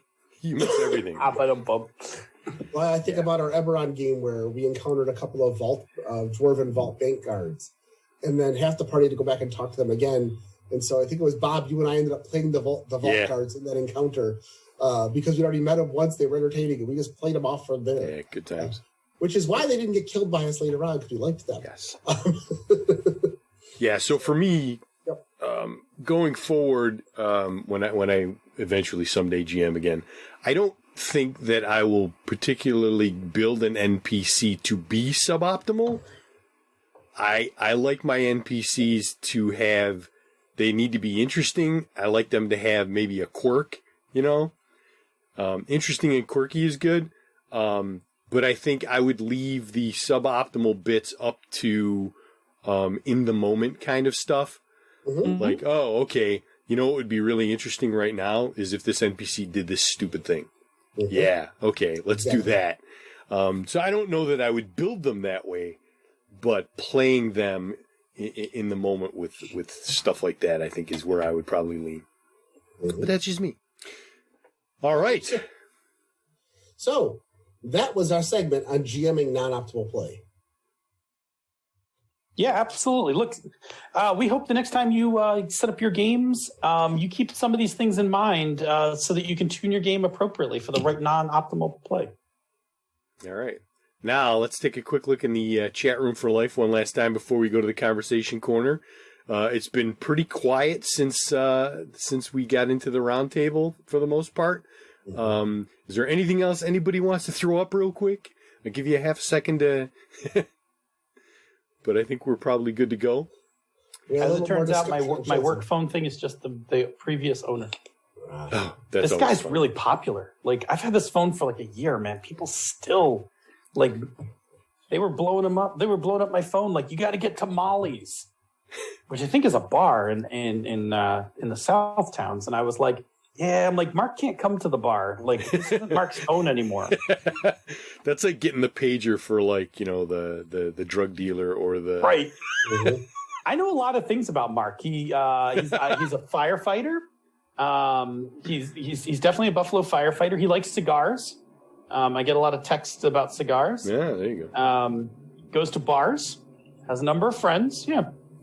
Mark's cigars and bars. All right. See, my ex-roommate in college, the one that I threw out, decided not to change his phone number for a little while and used to just expect me to come over and give him messages.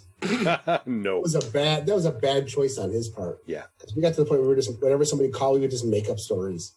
So. One of my phone numbers in one of my apartments was one digit off from a pizzeria. Yep. Mm-hmm. And in the beginning, I was really nice about it and would be like, no, I'm sorry, whatever. Later, I was a jerk and started taking orders. Yeah. So there's some people out there that didn't get their pizzas because I was a dick. Yep. I apologize.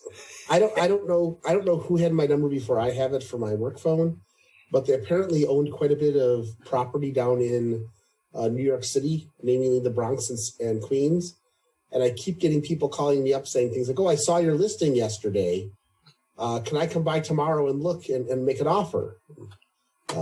It's like, you can make an offer, but She'd be like, "No, make an offer right now. I've got 3 other offers on the table. Like, let me hear yours.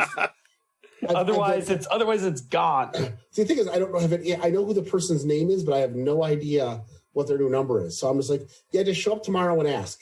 That's just because at least then they'll kind of get in the right direction.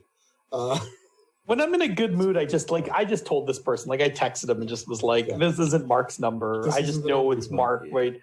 I'm like, "But have a good night. You're apparently out at a bar somewhere." Mm-hmm. I got my own concerns about that because you're out at a bar somewhere in Buffalo without a mask on, probably, my guess. So I'm a little concerned. I didn't want to tell them that because I think they strike me as the kind of person who might get upset being told they should be, like wear a mask.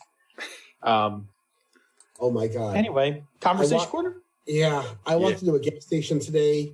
I actually got my wife, it's her birthday, so we got her some Just Pizza, which is one of her favorite pizzas. Delicious. And they always do a great job. They get the sesame crust she likes and everything. Oh man, the sesame crust is so good. But I got there a little bit early, so I went next door to the gas station. I was here to get something to drink, and I got they had a sale on some stuff I liked, so I got a whole armful of stuff, and I was going to bring it for the show tonight.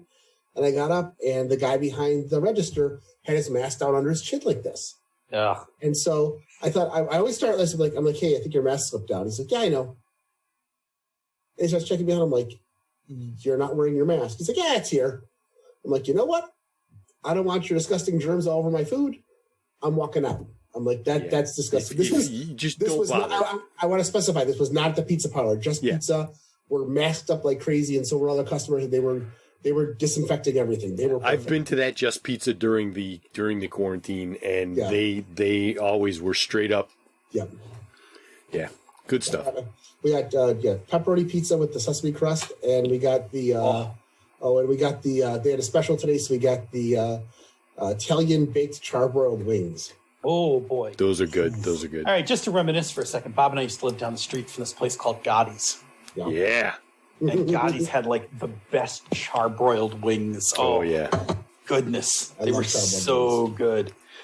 Anyway, Just Pizza for non-Buffalonians. Just Pizza is a local chain that has a whole mess of specialty pizza. Like 7 billion kinds of pizza. It is like, so if you want like a pizza and you're just like, I want like, pepperoni sausage pizza, like you could just go get that anywhere. But if you want like a Western barbecue pizza, buffalo chicken finger pizza, like Just Pizza is the place, and you can customize like damn near everything, right? Like you can customize the crust, you can customize like the toppings, it's. For the record, they call themselves now Just Pizza and Wings. They have 25 different flavors of wing sauces. Right, you can get them. You can get them tossed. You can get them charbroiled. Yep. And it's not just pizza, and it's not just pizza and wings. The name is Just Pizza and Wings. But they have subs, they have salads, they have chicken fingers, they have all that stuff. Right, but honestly, like if you're going to Just Pizza, most of that stuff you can get elsewhere, and it's just as good. Yeah. But the pizza and the different wing sauces there. The one particular wing sauce is like award-winning. It's like a blueberry barbecue or something. Oh man, that is blackberry barbecue. Blackberry barbecue, yeah. When I first moved here, I went and got something, and they gave me a coupon, and it was like $10 off an order of 50 wings. Yeah. So I'm getting Just Pizza like this week. That's what I'm doing this weekend. I had already planned it. I got 50 wings and got 5 different flavors. I never tried all their flavors before. And then when I moved back here, I lived over my parents' garage for about 6 months. So I brought them wings one day. We just sat there just trying different wings. But they do a really good job, and they have a bunch of specialty crusts, and they don't charge extra for the specialty crusts. Yeah. So if you tried one of the pizzas, like, I'd like to try the sesame crust, and they're like I walked in, I'm like, that's really good. I said, can I get some more sesame on that? Oh yeah, sure, we'll put more sesame. They're great. Yeah, they aim to please. They make a good pizza. Their sauce is it's a bit of a sweeter sauce. It's a bit it's not super sweet, but it's more of a sweet sauce than it is a spicier zesty sauce. And their pepperoni's nice and thick too. Like their they don't put the razor thin pepperoni on. They put like the chewy. All right, we are completely off the rails. I'm going to make the music here, and we're round us in. Yes, go for it. Boom, boom, boom, boom. All right, conversation corner. We're doing the thing, feeling the flow, circular. Thank you. Jerry, light us up. All right. First of all, DS9. I've been enjoying not just the watch parties and such, but I've been trying to catch up I've got about half of the recommended episodes and just been enjoying the heck out of them. Just the every episode is another facet of character development, another facet of character flaws, and you get to see some real different types of storytelling and all that. I really like the idea that DS9, and somebody else said this, this is not my original idea, was kind of an example of these are the different kinds of stories you can tell in Star Trek. And I didn't realize that Kai, what's her name? Wynn. Vedic Wynn. Vedic Wynn is Nurse Ratched. Yeah, that's Nurse Ratched. Oh, man, that's beautiful. Yep. Anyway, on Friday, we wrapped up our Aegon campaign, which is the super procedural ancient Greece game. And I would say that we had an excellent GM. We had excellent players.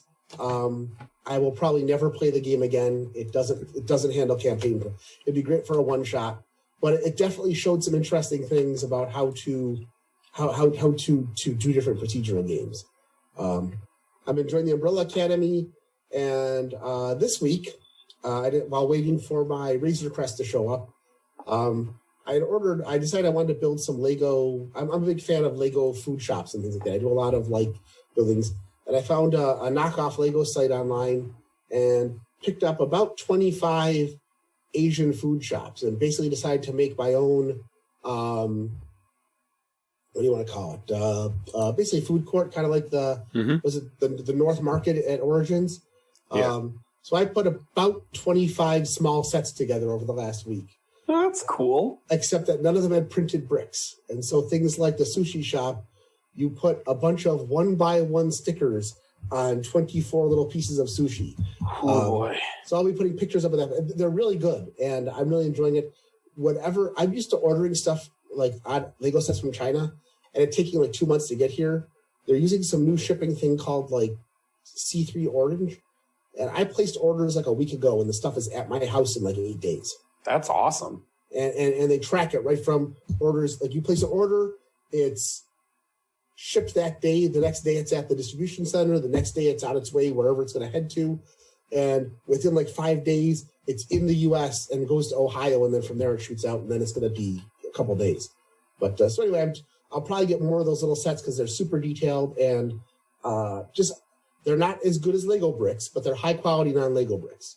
So if you like brick therapy, and especially if you like building sushi stands and stuff, it's a lot of fun. I took some time off this weekend, which was nice, just get some relaxation in. Thanks to Bob, I tried some new foods. I'm allergic to chili powder, so I don't eat a lot of Mexican food, but Bob found another really cool Mexican restaurant. What's it called? Taqueria Los Mayas. And got to try some cool stuff, including the chorizo queso. And lastly, after our long trying to get them to the Wegmans around here, makes this Tuscan garlic bread, and they make Tuscan garlic bagels, but you got to get there early in the morning on the days they make them.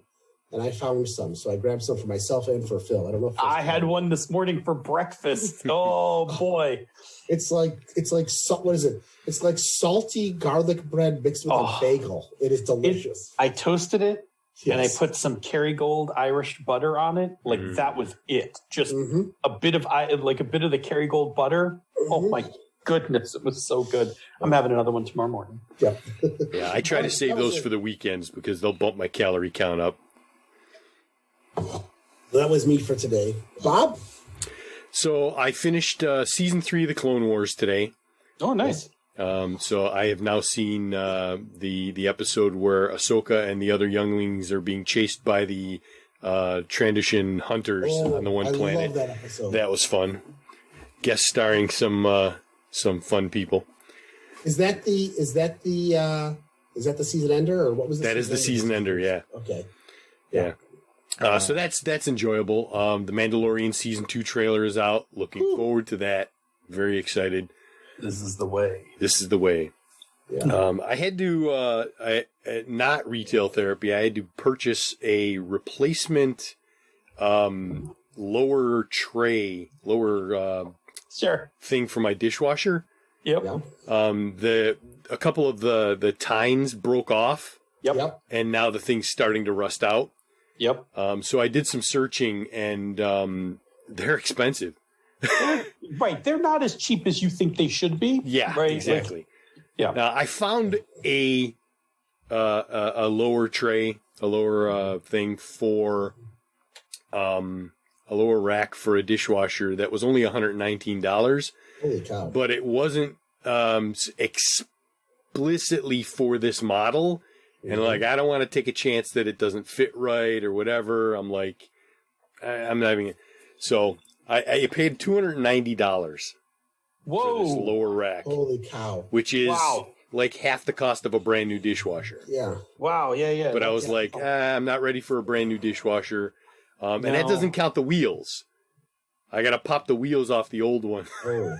Whoa. I gotta find this site, because when I lived in my old house, I had my my dryer had the door was starting to come off, and the lint filter was going bad. And there's a place that all they sell is replacement parts for washing machines, dishwashers, everything like that. And you could look up just about anything, and you could find, and they were pricey, but not super pricey. It was like, like the hinges for the door were like $20, but they should have been like $5. But that's okay. They fit exactly. The lid filter was like $20. It was, so that would be a place I'd look for that kind of stuff. But I can imagine. I was thinking like $50, $60. When you said 115, I'm like, wow. When you said 290, I was like, no way. Yeah, but this is I went to the Maytag. It's a Maytag dishwasher. I have essentially almost the exact same model that Phil has. Okay. And I went to the Maytag site and said, show me replacement parts for this. And they're like, yep, here's they kind of went to a sub-site with a different URL. But I'm like, I know it's going to fit. So like, whatever, I'm going to spend the money and get it in there, because I don't want the thing to rust out. It's just going to cause more trouble. Excuse me. I am up to speed on 6 episodes of Star Trek Lower Decks, the animated humorous series that they've got going on. And I just want to say, episode 6, there is like a C plot or a B plot that's running through the story, where one of the characters creates a holodeck helper program called Badgie. Do you remember Clippy from... Oh, I know exactly what you're talking about. Yes. I've seen so many memes for it. It looks hilarious. It is hysterical. Now, I was laughing my butt off. What's that, Jerry? Now, what is that on? Is that on CBS Online? Yeah, CBS Online, which is going to be rebranded in 2021 to Paramount Plus. Yes. Okay. Because CBS All Access isn't good enough anymore. Badgie is hysterical. And every time I saw it, I'm thinking, yep, that's the Clippy that I... Yeah, that may get me to watch Lower Decks. I saw people have been making memes with it, like, don't put your head in the replicator. Don't throw your trash in the warp core. Yeah. Like, it's fun. That sounds fun. So yeah, that's where I am. That's good stuff. Clippy looks damn funny. All right, Phil, what's up with you?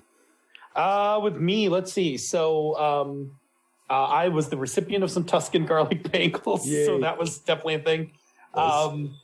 I've been riding. Basically now I've been riding about 2.3 miles a day. Like, it's a 20-minute bike ride. I went on a longer one. My son and I went out and did like a 2.7, which is like, we just went around a different portion of the park, which was fine. But I actually stopped doing it because it's not as much fun as much fun of a ride. It's flatter and straighter, and I was like, I like this less. The 2.3 mile ride takes me on this stretch through the park that's like really windy with like lots of curves. And it's like a lot of fun to just actually like ride and, make all the turns and stuff. Because most of the street riding is literally just straight and 90-degree turns. So it's like the one place where there's like a cool little downhill and a bunch of turns. So we've just been doing that one because it's just a lot more fun. I've been watching more Voyager. Still like Voyager a lot.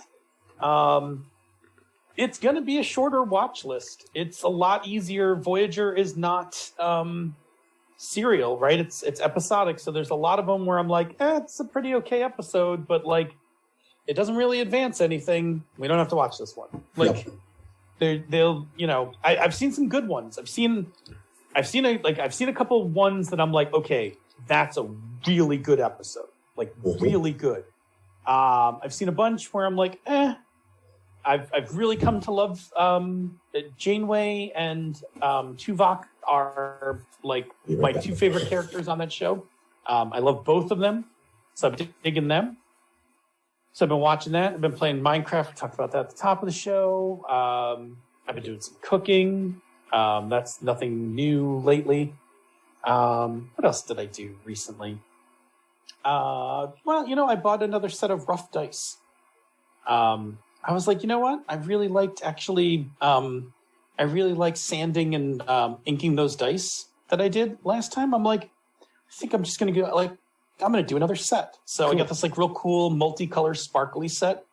And I was like, cool, I'm going to do these too. Cause that was actually, it was like fun just to sit there and like, I was watching like Netflix sanding them. Mm-hmm. And it's just one of those things where like from a tactile thing, like they start rough and unfinished, and then when you're done they're like really smooth and stuff. And I was just like really enjoyed the like the little bit of work. I mean, it wasn't a ton of work, but like the little bit of work of sanding them and buffing them to something smooth. What else did I do? I'm starting to eye up cold weather gear for my bike, because the other day it was like 60 something and I rode my bike and I was like, I'm freezing. It's a bit chilly. Yeah, and I started to realize like things like my helmet has vents all through it. Yes, it's supposed to. Right, which it's supposed to. But those vents let in cold air. So I'm starting to eye up like things like a skull cap to put on so I can cover my ears and then put my helmet on. And I want a light jacket, like a bike jacket, like a something that's got I think like dry wick. Yeah. Like a dry wick. Something that'll block the wind, but it'll also breathe a little. Mm-hmm. So anyway, I've been eyeing up some stuff like that because my plan is to ride. I'm riding till it snows. Yeah. And if we have one of those Buffalo winters where December is like cold, but not snowy, I'll ride till Christmas if I can. So yeah, I did that. I bought a bike lock for my bike because I was like, I may want to park this thing somewhere. And I get the bike lock, and it's like, one of those D-shaped ones, mm-hmm. like the back comes up. And I get it, and I'm like, holy fuck, this thing weighs a ton. Like, my bike weighs a ton to begin with. Yeah. And I've got the fat tires, right? So there's nothing, like, how people buy bikes that are light and, fast? Like, yeah. My bike is a tank. Yep. And I needed it to be, because I'm a big fat guy, and I needed it, I needed this thing not to fold when I rode it. And to be honest, we live in like the flattest place possible. So to get a workout on this bike, like just riding this thing on a straightaway is a workout at times. Mm-hmm. But I'm like now looking at it like, I don't know if I want to put the lock on the bike all the time. Like the lock is heavy. Like I think this is just going to make my bike heavier. Mm-hmm. I mean, I'm going to put the mounting bracket on so that I actually, if I want to, I could just take the lock off and like leave it at home. But at the same time, I'm also like, I should have a lock on my bike. Like I should be able to, like, if I want to stop somewhere, I would like to be able to lock it up and like go in a store or something like that. But yeah, I'm still really digging riding. I really enjoyed it. I think I finally found the exercise that I don't hate. I had a love-hate relationship with walking. Like, I liked walking as exercise, years ago, and I kind of got into it, taking walks at work and stuff. But the punishment on my ankles and my knees and stuff like that was like really disincentivizing. I don't have any of those problems when I ride. Like, I mean, my muscles get sore and I'm tired and I can sweat and I'll, get a good heart rate going, but like none of my joints hurt when I finish riding. And I'm like, man, that's encouraging. Like I will ride some more. And I didn't ride today and I'm a little mopey about it. I have only missed 2 days of riding since I bought my bike in August. That's cool. One day because it was raining, and today because I got stuck doing some extra work before I could call it a day and close up shop. We didn't really get any gaming done. All my games fell through last week. The Call of Cthulhu game got canceled, and then Sunday my Numenera game fell through. And I don't have any problem with this because these are tough times, and so sometimes people have like a rough day or rough weekend, and just can't like bring it to the game, and I'm totally okay with that, right? Like it's like the distance from me being okay to not okay is pretty short, and I imagine it's the same for other people. Yeah. But I didn't get a chance to play anything this week, and so I was like, oh, like I would have liked to have, I would like to get some more Numenera in, and I'm not worried about it because there's always another game. Yep. And I'm reading, Numenera Destiny now. And now that I'm reading Numenera Destiny, which is a whole other fucking 400-page book. Yep. I haven't read this much rules for a game like in forever. But now I'm reading it and I'm like, oh, we did need this. We did need this book. This is actually what we want to do in the game. Like this is the building stuff for your village, making your village better, scavenging things out of other technology. And I'm like, we did need this game. And now I'm going to pitch something. I'm going to tell it to Bob now. I'm going to pitch it formally to the rest of the players the next time we play. I'm considering that we have you guys make the 3 character types in that book as well. And we start doing a troop thing. Yeah, we kind of talked about doing the troop at the beginning.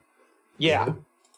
Like, because the other characters, the Delve is specifically the person who like goes into ruins and scavenges stuff. Mm-hmm. And the Right is the person who builds like cool machinery from the scavenged parts. Mm-hmm. And now I'm thinking like, oh, if everybody's up to it, maybe we should just put 6 characters in the game for the 3 players, and you guys can just pull the character you want for the story. Yeah. Yeah. So I'm going to pitch that later because I like the other Numenera book. Like I like the first one. Discovery's nice, but Destiny is definitely my shit. Cool. And it's the same thing we talked about in Session 0. Everybody in Session 0 said the same thing.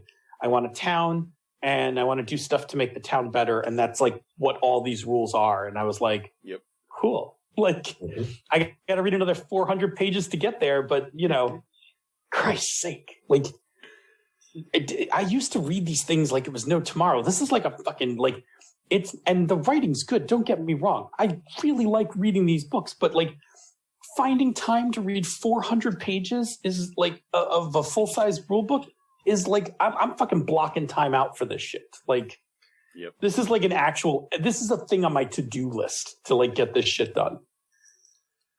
Man, I could just make a condensed game or something. Anyway. All right, we should jump into the after show soon. So do it. Get us out of here. Shout outs. Phil, cue yourself up.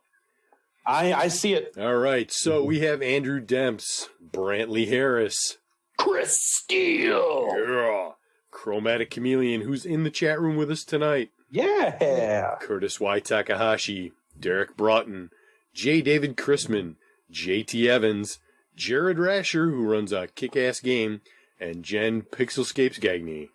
Hey. Thank you all for being our patrons, and thank you to everyone for listening tonight. Yes, if you are free on Tuesday evenings at 8 p.m. Eastern, 6 p.m. the Queen's Time, come join us live on Twitch, where you can chat with the other awesome listeners in the chat room for life and ask us the occasional question. If you can't make the live show, check out our podcast each week, wherever you get your podcasts.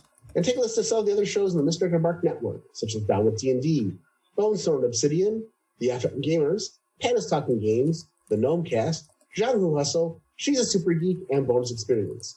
You can and should also check out our sibling podcasts, Tabletop Bellhop, who's in the chat room tonight, The Knights of the Night, and the always amazing GMing and BS.